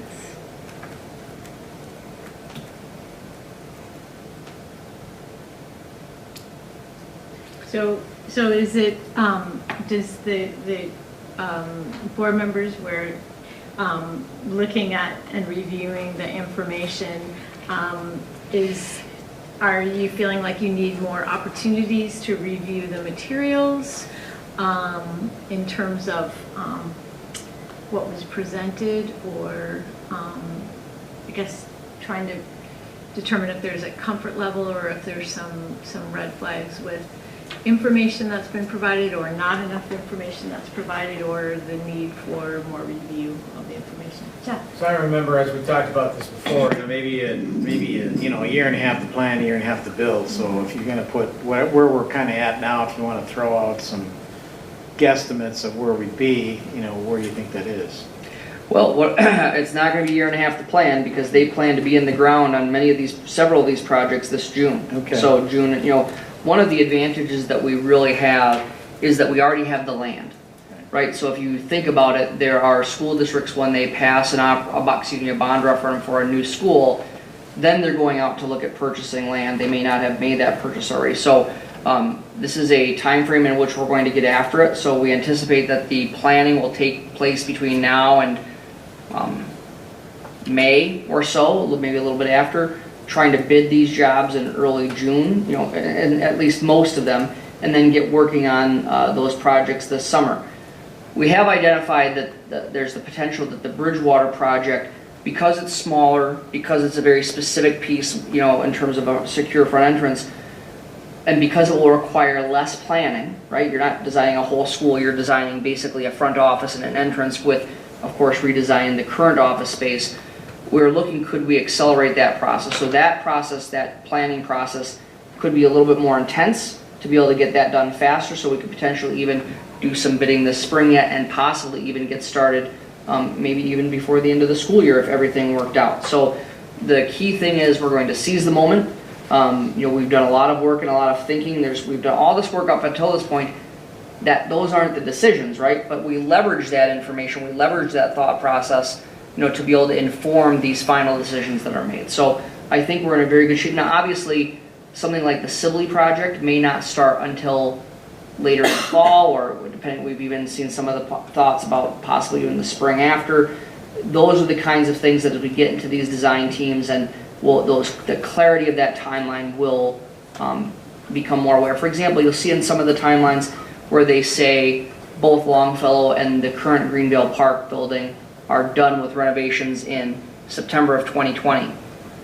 Well, that's a zone, because we can't do anything, with Longfellow until the current Greenvale Park building is adjusted for early childhood, because the early childhood children are in there. So, the last group to really go through, will be the district offices being, renovated in the Longfellow building, and then even that with our district operating capital funds, the current district office being renovated for some modest renovations for the high school staff. Again, not part of the bond, but for the high school to have about 3,000 more square feet of space. That's probably really the last project. But when you look at it on that Gantt chart, where you're looking at it, there's of course some more nuance that isn't there quite yet. Is that helpful, Joe? I was thinking more, we're talking about schools, because before we talked about schools, it was kind of like as a general rule, you're building a new school, it's about 1.5 years to plan, 1.5 years to build. So kind of more specifically on Greenvale. Yeah, well, on the new building you're talking? Yeah, I really believe that we will break ground this summer. Wow. Yep, Okay. and so I think the key thing is that we will have a strong process for input, but also a process for input and involve some parameters, right? Because we're not going to admire the problem for 18 months. We're going to get after it. These typically will take 4 or 5 of these core planning meetings with some other ad hoc kinds of committees talking about some of the specialized spaces. And remember, we're starting to work with people who this is what they do for a living. So you share with them your concepts and your thoughts, and they come back with a product, and then here's what we think of that. They go back and do an iteration. We give them additional feedback. But they do this fairly right, and all of them came in very confident that they would be able to get that planning process done in the next 6 months and really provide an opportunity for detailed feedback. Rob? Just to go back to your earlier question, I feel like I trust the expertise and the experience of the people who are on the selection committee, and I've had a few days to review this and to ask questions, so I'd be very comfortable moving this as an item for individual action or making a motion, whichever way we want to handle that. Okay. This is an item for discussion, but as an agenda change, we would need a motion to move it to an item for individual action so that we could approve the recommendations and be able to move forward. So there is that motion. Is there a second? Second by Ellen. So the motion is then that we would move this item to an item for individual action in which we would approve the recommended suppliers of Knutson Construction, Wold Architect Firm, and I'm sorry, I don't have. PMA Investment Services. So does anyone have a question on the motion or a comment on the motion? Okay. All those in favor? Aye. Opposed? Motion carries. So we'll bring that up then as an item for individual action as we move forward. Great, thank you. Let's see, we will move on to our next item.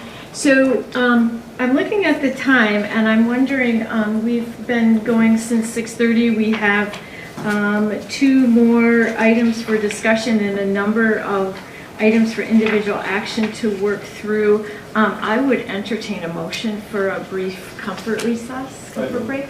Moved by Noel, is there a second? Second. Second by Rob. All those in favor of a recess, 10-minute recess? 10-minute recess, say aye. Aye. Opposed? Motion carries. We're at recess for 10 minutes. Getting back to order. Following recess, it is now 9:10 p.m. We will continue with our items for discussion. The next item on the agenda is school board stipends. There was information in your packet that I provided. As you know, every year in January at our organizational meeting, we set our stipends for the coming school year. So in this case, in January for the 2019 2019. So because it has been a while since we have adjusted board stipends and really had a discussion around it, I wanted to take this opportunity prior to our January organizational meeting just to have a discussion and a review and give board members the opportunity to just discuss our current stipend. The last adjustment, as I mentioned, was done in 2008. At that time, the director's stipend was raised $10 a month to $190, and the chair stipend was also raised $10 a month to $250. So as part of the information, I did give you a recap of Big Nine, specifically the Big Nine districts and what their school board stipends are.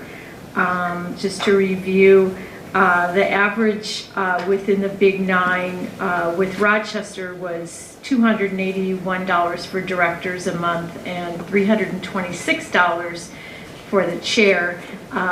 Rochester being a bit of an outlier, their monthly director's stipend is $600. So I did take out Rochester to see where the rest of Big Nine lands without Northfield. So the director's average without Rochester is $235 as compared to our $190.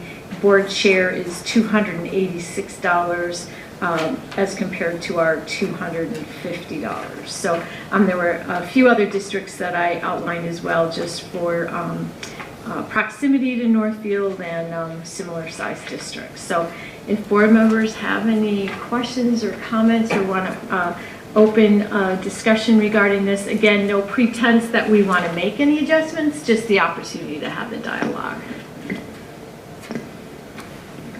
Amy. So I was just curious to try to compare school district student population sizes, thinking that maybe the complexity of being on the school board would be equivalent to, equivalent size school districts. And so this is, I just have ballpark figures of things I could quickly grab, and some of them are, some of the numbers are a year or two old or whatever. But I think from that, the Rochester district has like 18,000 students. So they are so different than ours that I think it makes sense to throw them out of the mix. But the districts that were closer to our size were Austin, Albert Lee, Faribault, Owatonna, Winona, a little bit. Winona and Red Wing are both smaller than Northfield. And then Hastings. And Cannon Falls is much smaller than Northfield.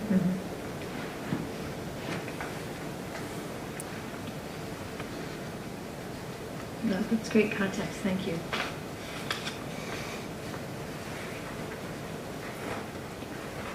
Ellen.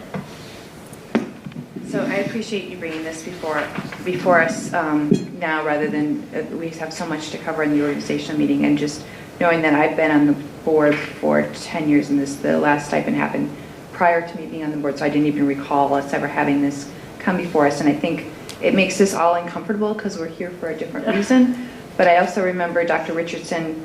I was kind of clueless as the getting a stipend, and coming on the, when I got on the board, I was like, oh, that's kind of nice.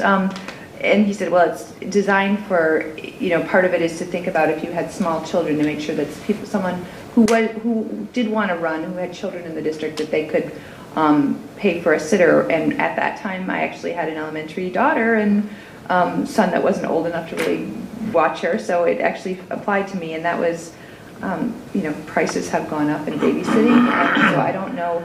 I know it's a concern to make sure that we are always able to have viable candidates interested in running for the board and not feel like it's going to be a huge financial burden, and be representative of the community that we're in. So I guess I appreciate you having this in front of us, and I think that while it makes me uncomfortable, I think that there's some good reasons to consider it.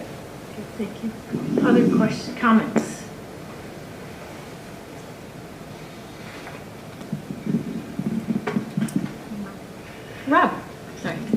I agree with, obviously with what Ellen said, that so it would be good to know whether, we want to offer this stipend so that it puts serving on the board in the reach of someone who might have small children or might have financial needs. So I'm wondering if this is actually a stumbling block for people, whether it's actually a factor in people's decision whether they want to run. I mean, so we can use that as a kind of a reason, but if it's not an operative reason, if it's not.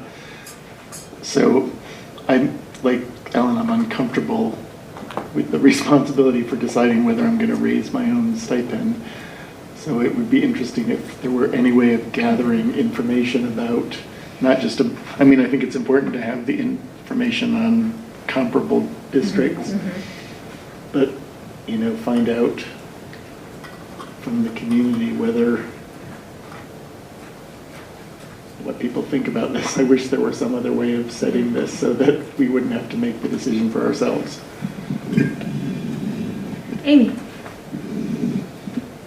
I guess I don't want to add another layer of complexity to this discussion. I mean, maybe you should talk about it and come up with a recommendation and then talk to Superintendent Hillman and see if there's anybody we should run it by to see if there's any issues or something. But it's to say we have to do all this research, I don't think it's that big a question.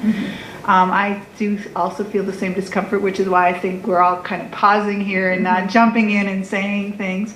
But that being said, having volunteered for a number of different things as a volunteer, I always did it for free, and I had the same reaction when I stepped up for this and went, oh, there's a stipend, and it was very nice, but also the amount of work that's required to be on the school board and really beyond just preparing for the meetings but there's been a lot of extra time in trying to be involved in going to school events and having some visibility and talking to people.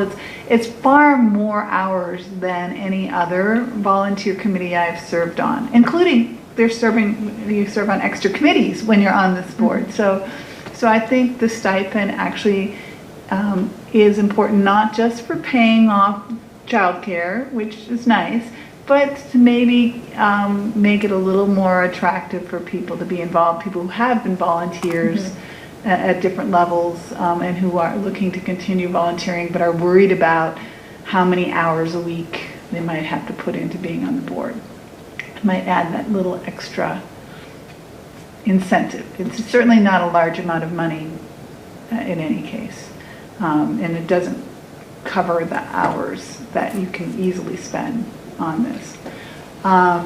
So that being said, I see there are a couple other comments, but I thought I'd just throw out a couple numbers as a starting point and see if people want to talk about numbers. So I would like to suggest that we increase our stipend for directors to $250 a month and for the chair to be $300 a month, because I like round numbers.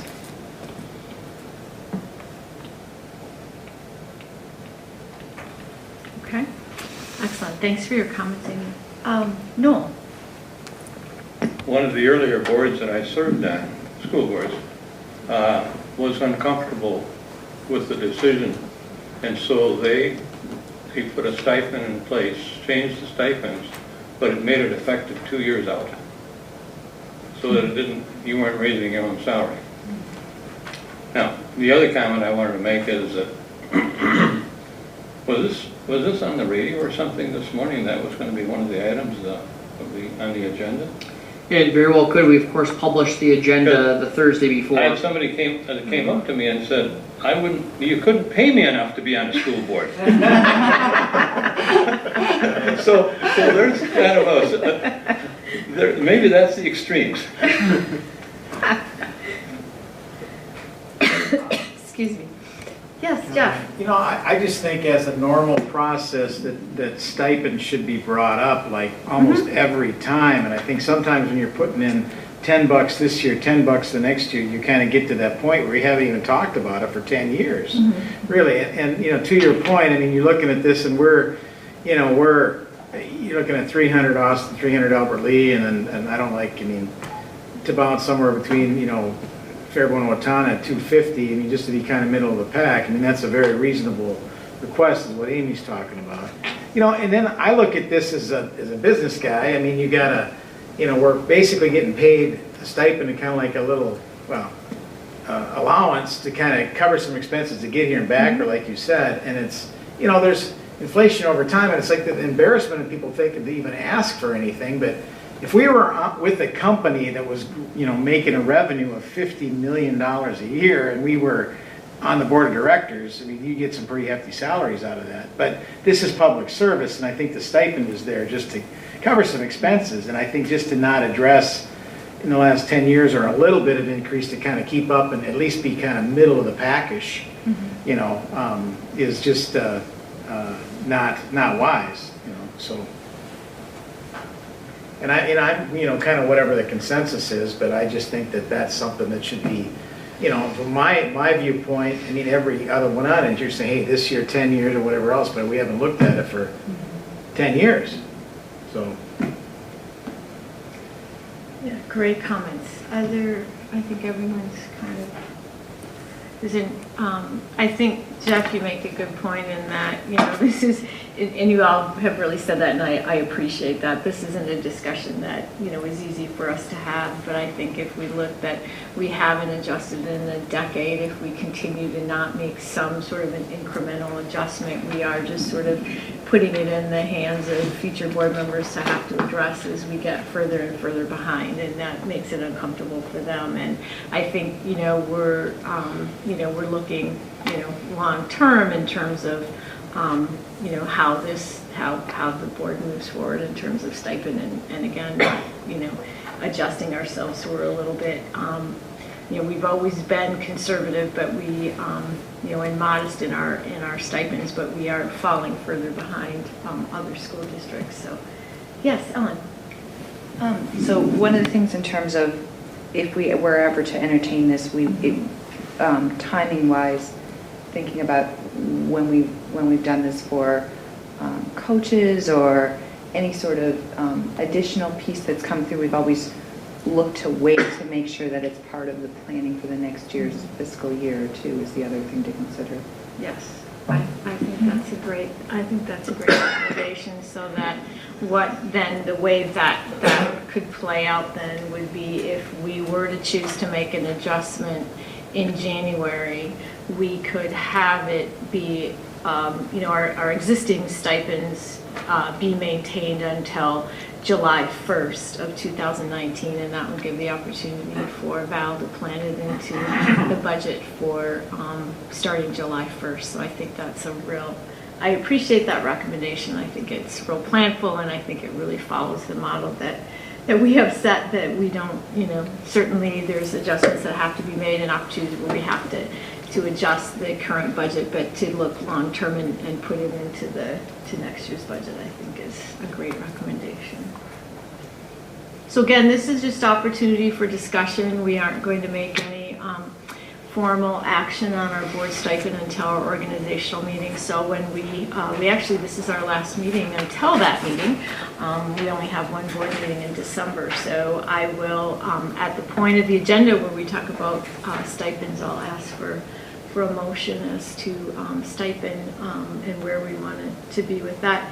Are there any other comments or I think the last comment around, or the only comment really that, Amy, thank you for putting a number out there, potential of director at 250 and chair at 300.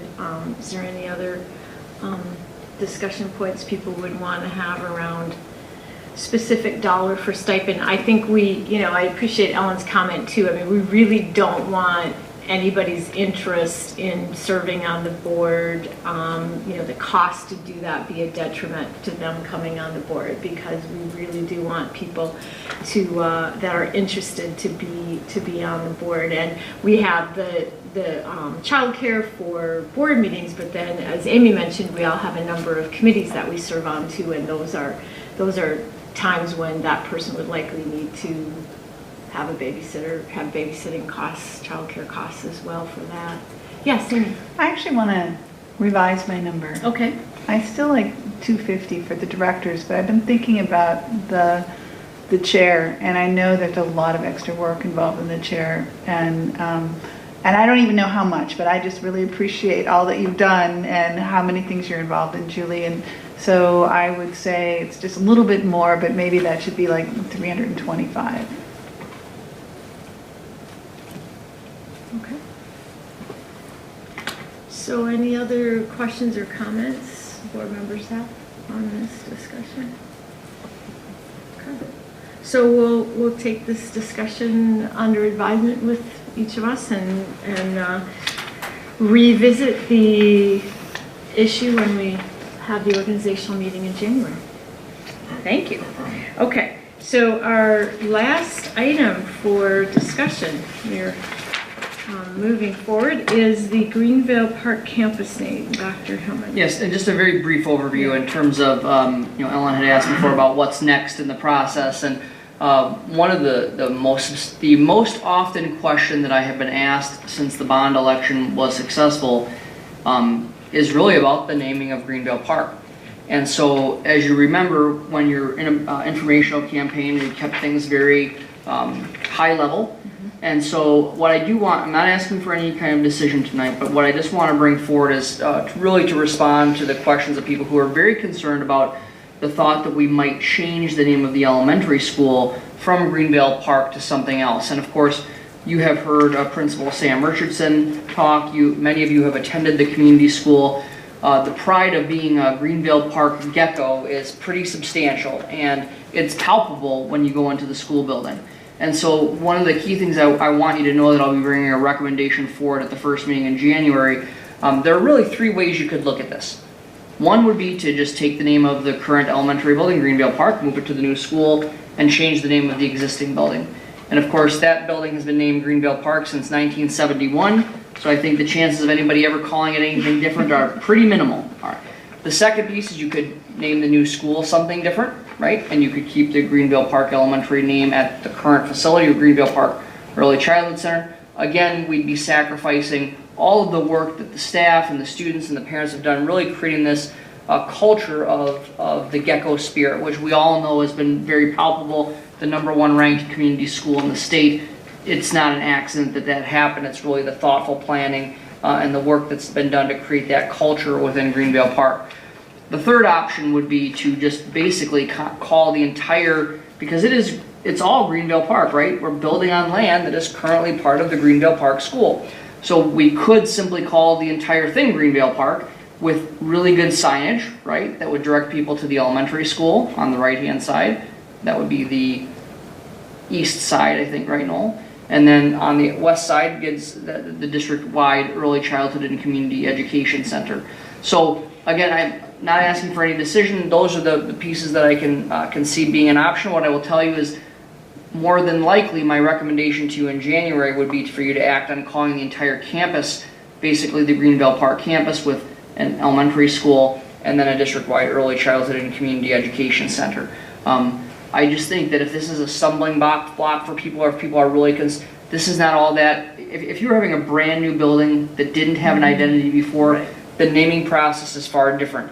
In this case, we have a building that has really developed over the last several years a real strong reputation, and we want to make sure that we're able to continue that forward. Julie just says. Yes. Is there questions or comments on Comment, that? as a Greenville Park pioneer that Yes. opened up the building in 4th grade, best 3 years of my life, 4th grade, Greenville Park. No, I just think, you have generational history there, and I think if you go away from calling it anything else other than the Greenville Park campus, you're going to confuse people, really. I mean, and the thing that I noticed, I don't know if this was the case now or not, but man, it was like, when I was at Greenville and we were going to play Sibley at something, 5th or 6th grade, sports or little football, it was super competitive. And I don't know if we're that competitive anymore but we do, and my best buddies were all when you got to, 7th grade back then, and then we were like, buddies, but, we want to create community, we want to have these healthy competition of, Greenville, Bridgewater, and Sibley competing against each other, but we want to merge them as Raiders, and that's kind of the Raider Nation thing and getting that community in there. But no, I just think because now you've got generations that have gone there and have kids gone there. If you call it something different, you're just going to confuse people. Well, I've given the example to several people that I once lived in a house that was owned by the Baptist church, and they had sold it in 1948 or something. I moved into that house in 1999, and I still lived in the Baptist parsonage. It's just the way that towns work. And so, in that spirit, people will always call that campus, in my opinion, they will always call that Greenville Park because we are building on the Greenville Park campus. And so, again, if this was a brand new elementary school on newly purchased land, it'd be a far different discussion. But I've told people who've asked me, I said, that's one of the lesser things I would worry about, but I do think that we have the ability in January to say to them, this is something we can put to rest for you so we can move on to working about the other really important parts about the core planning teams and those kinds of things. So, No. Go ahead. I just can say what I thought is, so you get two buildings, so it's Greenville Park, so then what are the two names of the buildings? Well, one would be an elementary school. Right. Maybe the Greenville Park Elementary School, and then the other would be the district-wide Early Childhood and Community Education Center on the That's Greenville plenty Park long. campus. Well, there are ways to shorten that, but I mean, you have official names and then you have the common name. And I think that people, that's the Early Childhood Center. That's the elementary school and that's the early childhood. You got it. Okay, gotcha. And again, the key thing there will be good signage, right? I mean, that's the key thing to any campus like that. Amy. So I don't think there's a problem with keeping it all as Greenville Park because everybody's parking in the same parking lot. True, They share yes, the very parking true, lot, yeah. so they're going to end up in the same place. And then I think the signage is key, so they know Yep, what building sure. to go to. I still have this dream of coming up with a great acronym of Greenville Early Childhood, and then it has to have a K and an O in there to spell gecko. But yeah, I'm not wed to that. But I see Erin's wheels turning, so she's going to start that process. And again, what I think is important is we have a lot of decisions to make. You're going to have a lot of decisions to make over the next 18 months or so.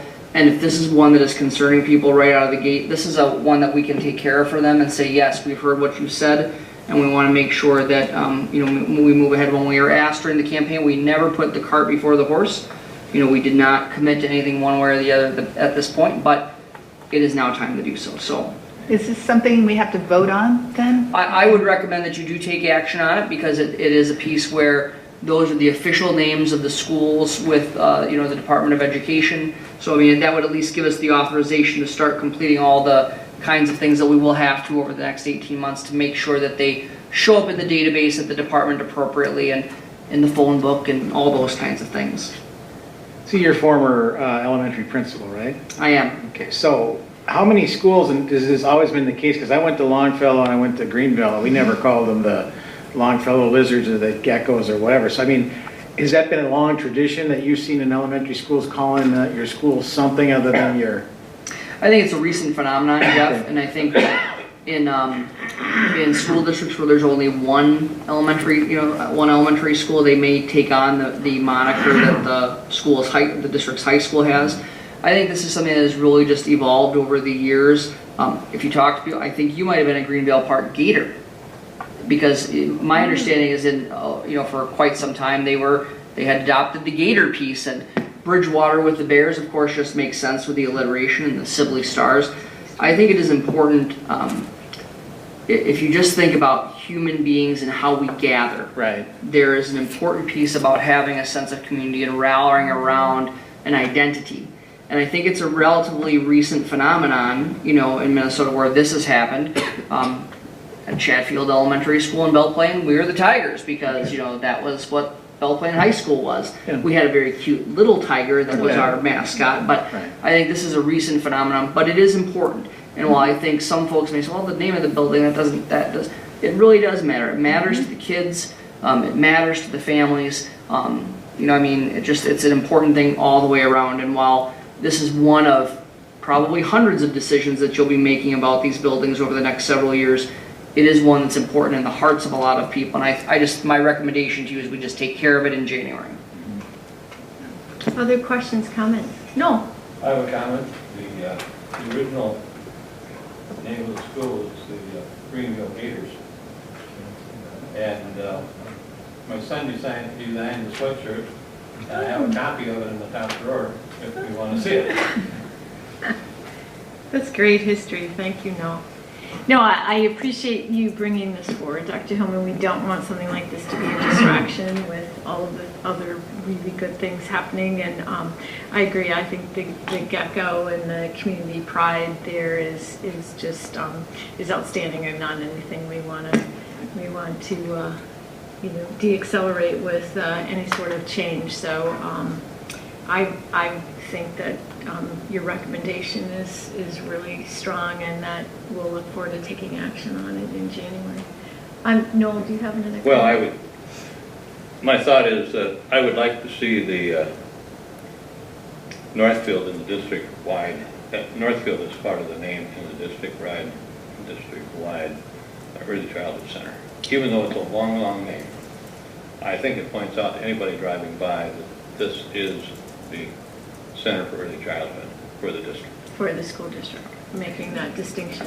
And we can. I think that's important. And we can even do it in 2 steps if we needed to. We can identify that the elementary school is going to be called Greenville Park, and we can work around to find an acronym for Amy that works well. That which we'll put some creative people on it. We'll get that figured out. Put an electronic sign up, then you can change it as needed. Yes. Make up different lines. Well, I thank you for hearing it out. This is bothering some people in the community, and so we really want to make sure that this is low. We had a lot of other fruit that's a little bit higher hanging than this one. If we can get after this and get moving, it will be a good thing. All right, excellent. Okay, so that takes care of our items for discussion and report tonight. So we can move on to approval of the consent grouping. A reminder, there were some personnel items and a few other items in the table file that was added to the consent grouping. Is there anything anyone would like to pull from the consent grouping? All right, is there a motion to approve it? Noel, moved by Noel. Is there a second? Moved by Amy. All those in favor of approving the consent grouping say aye. Aye. Opposed? Motion carries. Can I add a few comments? Oh, yes, certainly. I'm sorry. No, you're okay. So I just wanted to point out in the financial reports, I added 2 additional reports kind of as a pilot for your consideration. We've never really provided ongoing budget to actual outside of the audit report and the budget, revising the budget. And so as a way to continue to increase transparency, this is something that I 100% copied from another district that I really liked and plugged our numbers into. So just review it. If you have questions, please let me know. If you'd like to see different information or presented in a different way, I'm open to that. But otherwise, I will plan to continue to include this with the monthly financial reports. So.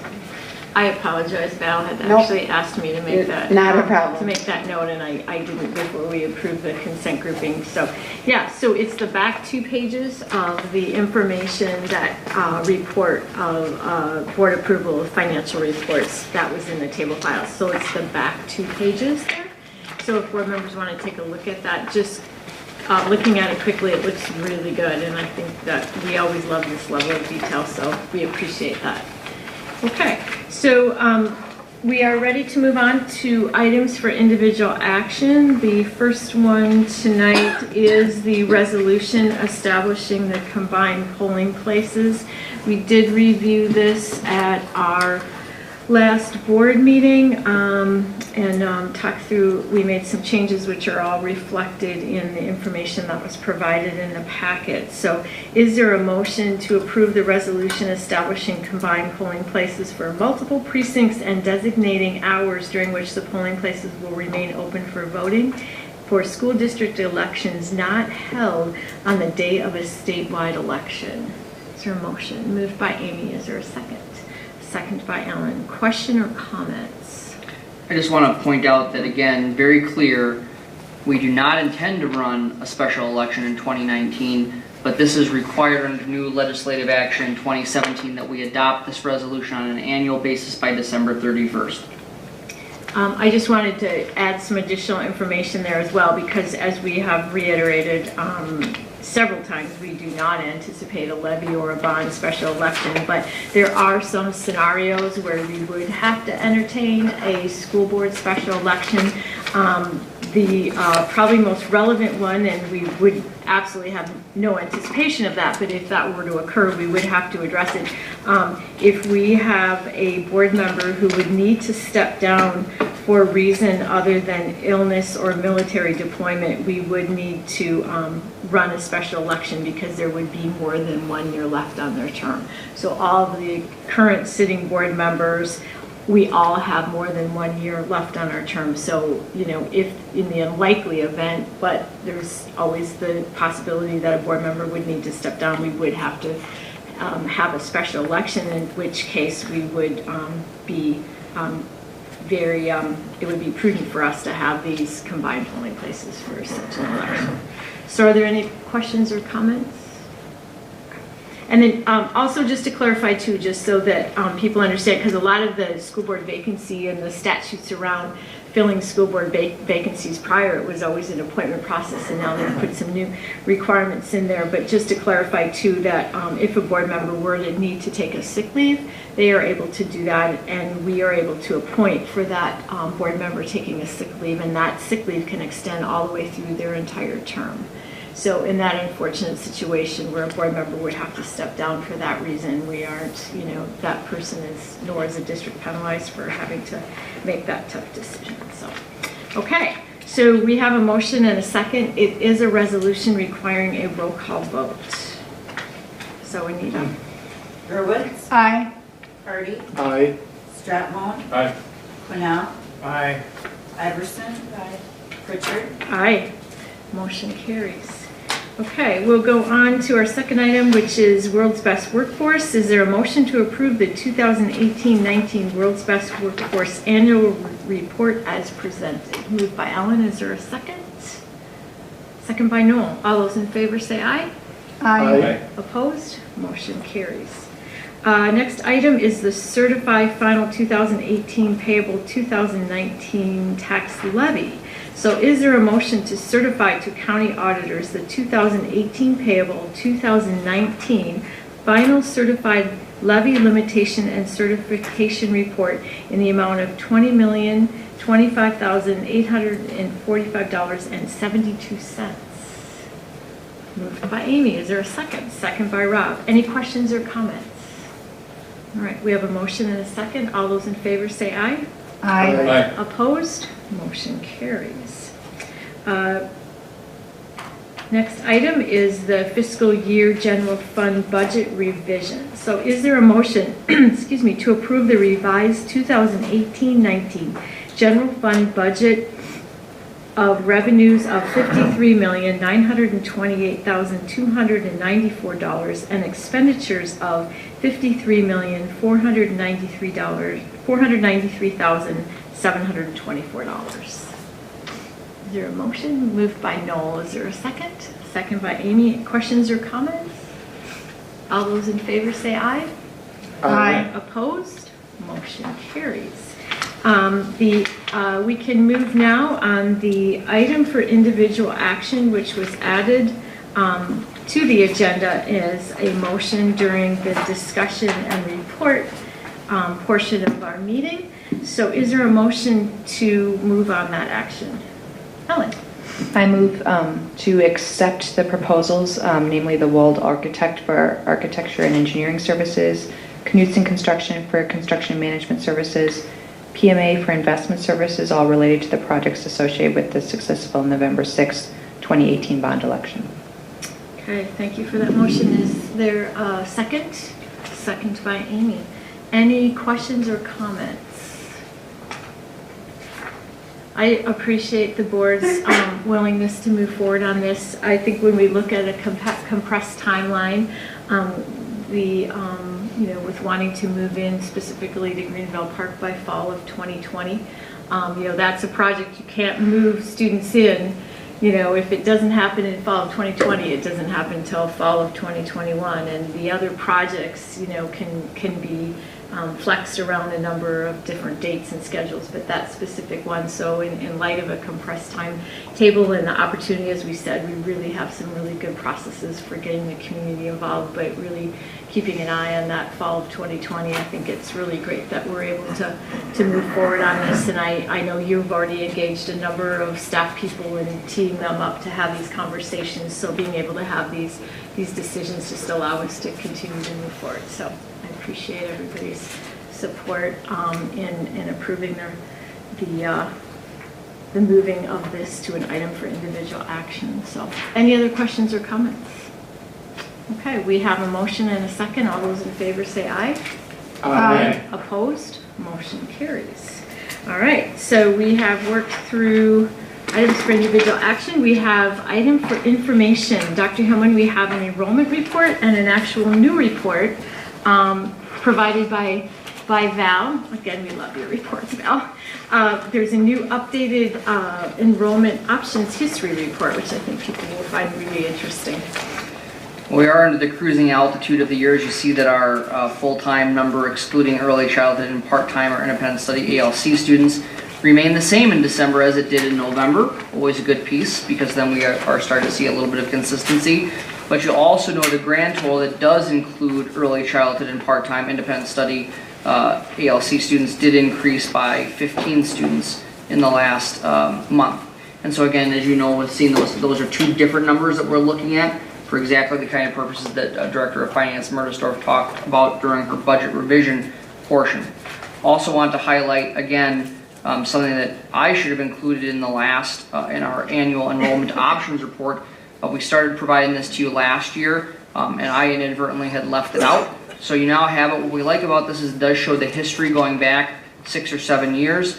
Now, we'll continue to provide the other report too, where it's very detailed in terms of if one student goes to another school district, or we get one student, you see that. But this summary report really provides an opportunity for us to look historically with the school districts that are most involved, and also looking at charters and the non-public over a period of time as well. So we really appreciate Val's putting this report together, because it is very user-friendly as usual, and you can see those numbers as they are presented, which again, you saw that report last month. This is just a different way to look at it.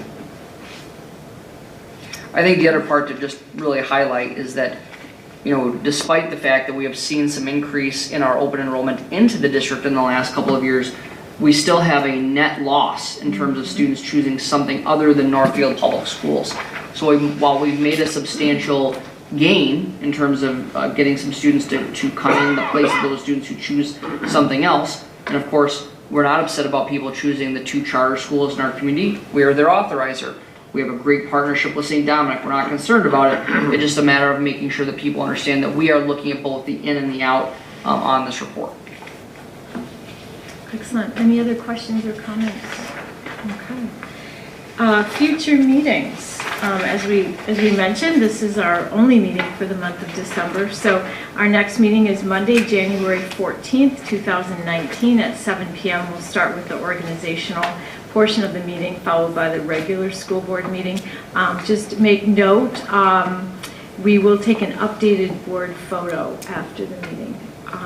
Then again in January, we meet on Monday, January 28th, and then in February on Monday, February 11th, all at 7 p.m. in the Northfield High School Media Center. And I have one other item just prior to our adjournment, and that board member Margaret Colangelo was not able to be at tonight's board meeting due to illness. However, this was Margaret's last board meeting, as she chose not to run for re-election in November. So we want to acknowledge her service to the board over the past 4 years. She came to the board as a parent with previous experience in the district as a volunteer coordinator at the Northfield Middle School. One of her strengths was her ability to translate board issues' impact on not only the schools, but also its impact on the individual student. Her important legacy is the development of the district's master facility plan, as well as the updated mission, vision, and strategic plan. Her work on the passage of the bond referendum brought an important phase of the master facilities plan to fruition. So we thank Margaret for her service to our community and to the Northfield Public Schools, and we wish her all the best. And we should also point out, she was really instrumental in how we started the Cannon Valley Special Education Yes, Cooperative. yes. You know, as a board, your board representative on that group, that was a real substantial contribution that she had not only to Northfield schools, but to Owatonna, to Faribault, and to Medford as that new cooperative was developed. And she was the chair of that board. So we thank her for her Yes. service to SEVSEC as well. Yes, thank you. So, round of applause. All right, so with that, I ask for a motion to adjourn. I'd move we Moved by adjourn. Noel. Is there a second? Second by Jeff. All those in favor, say aye. Aye. Opposed? Motion carries. We are adjourned.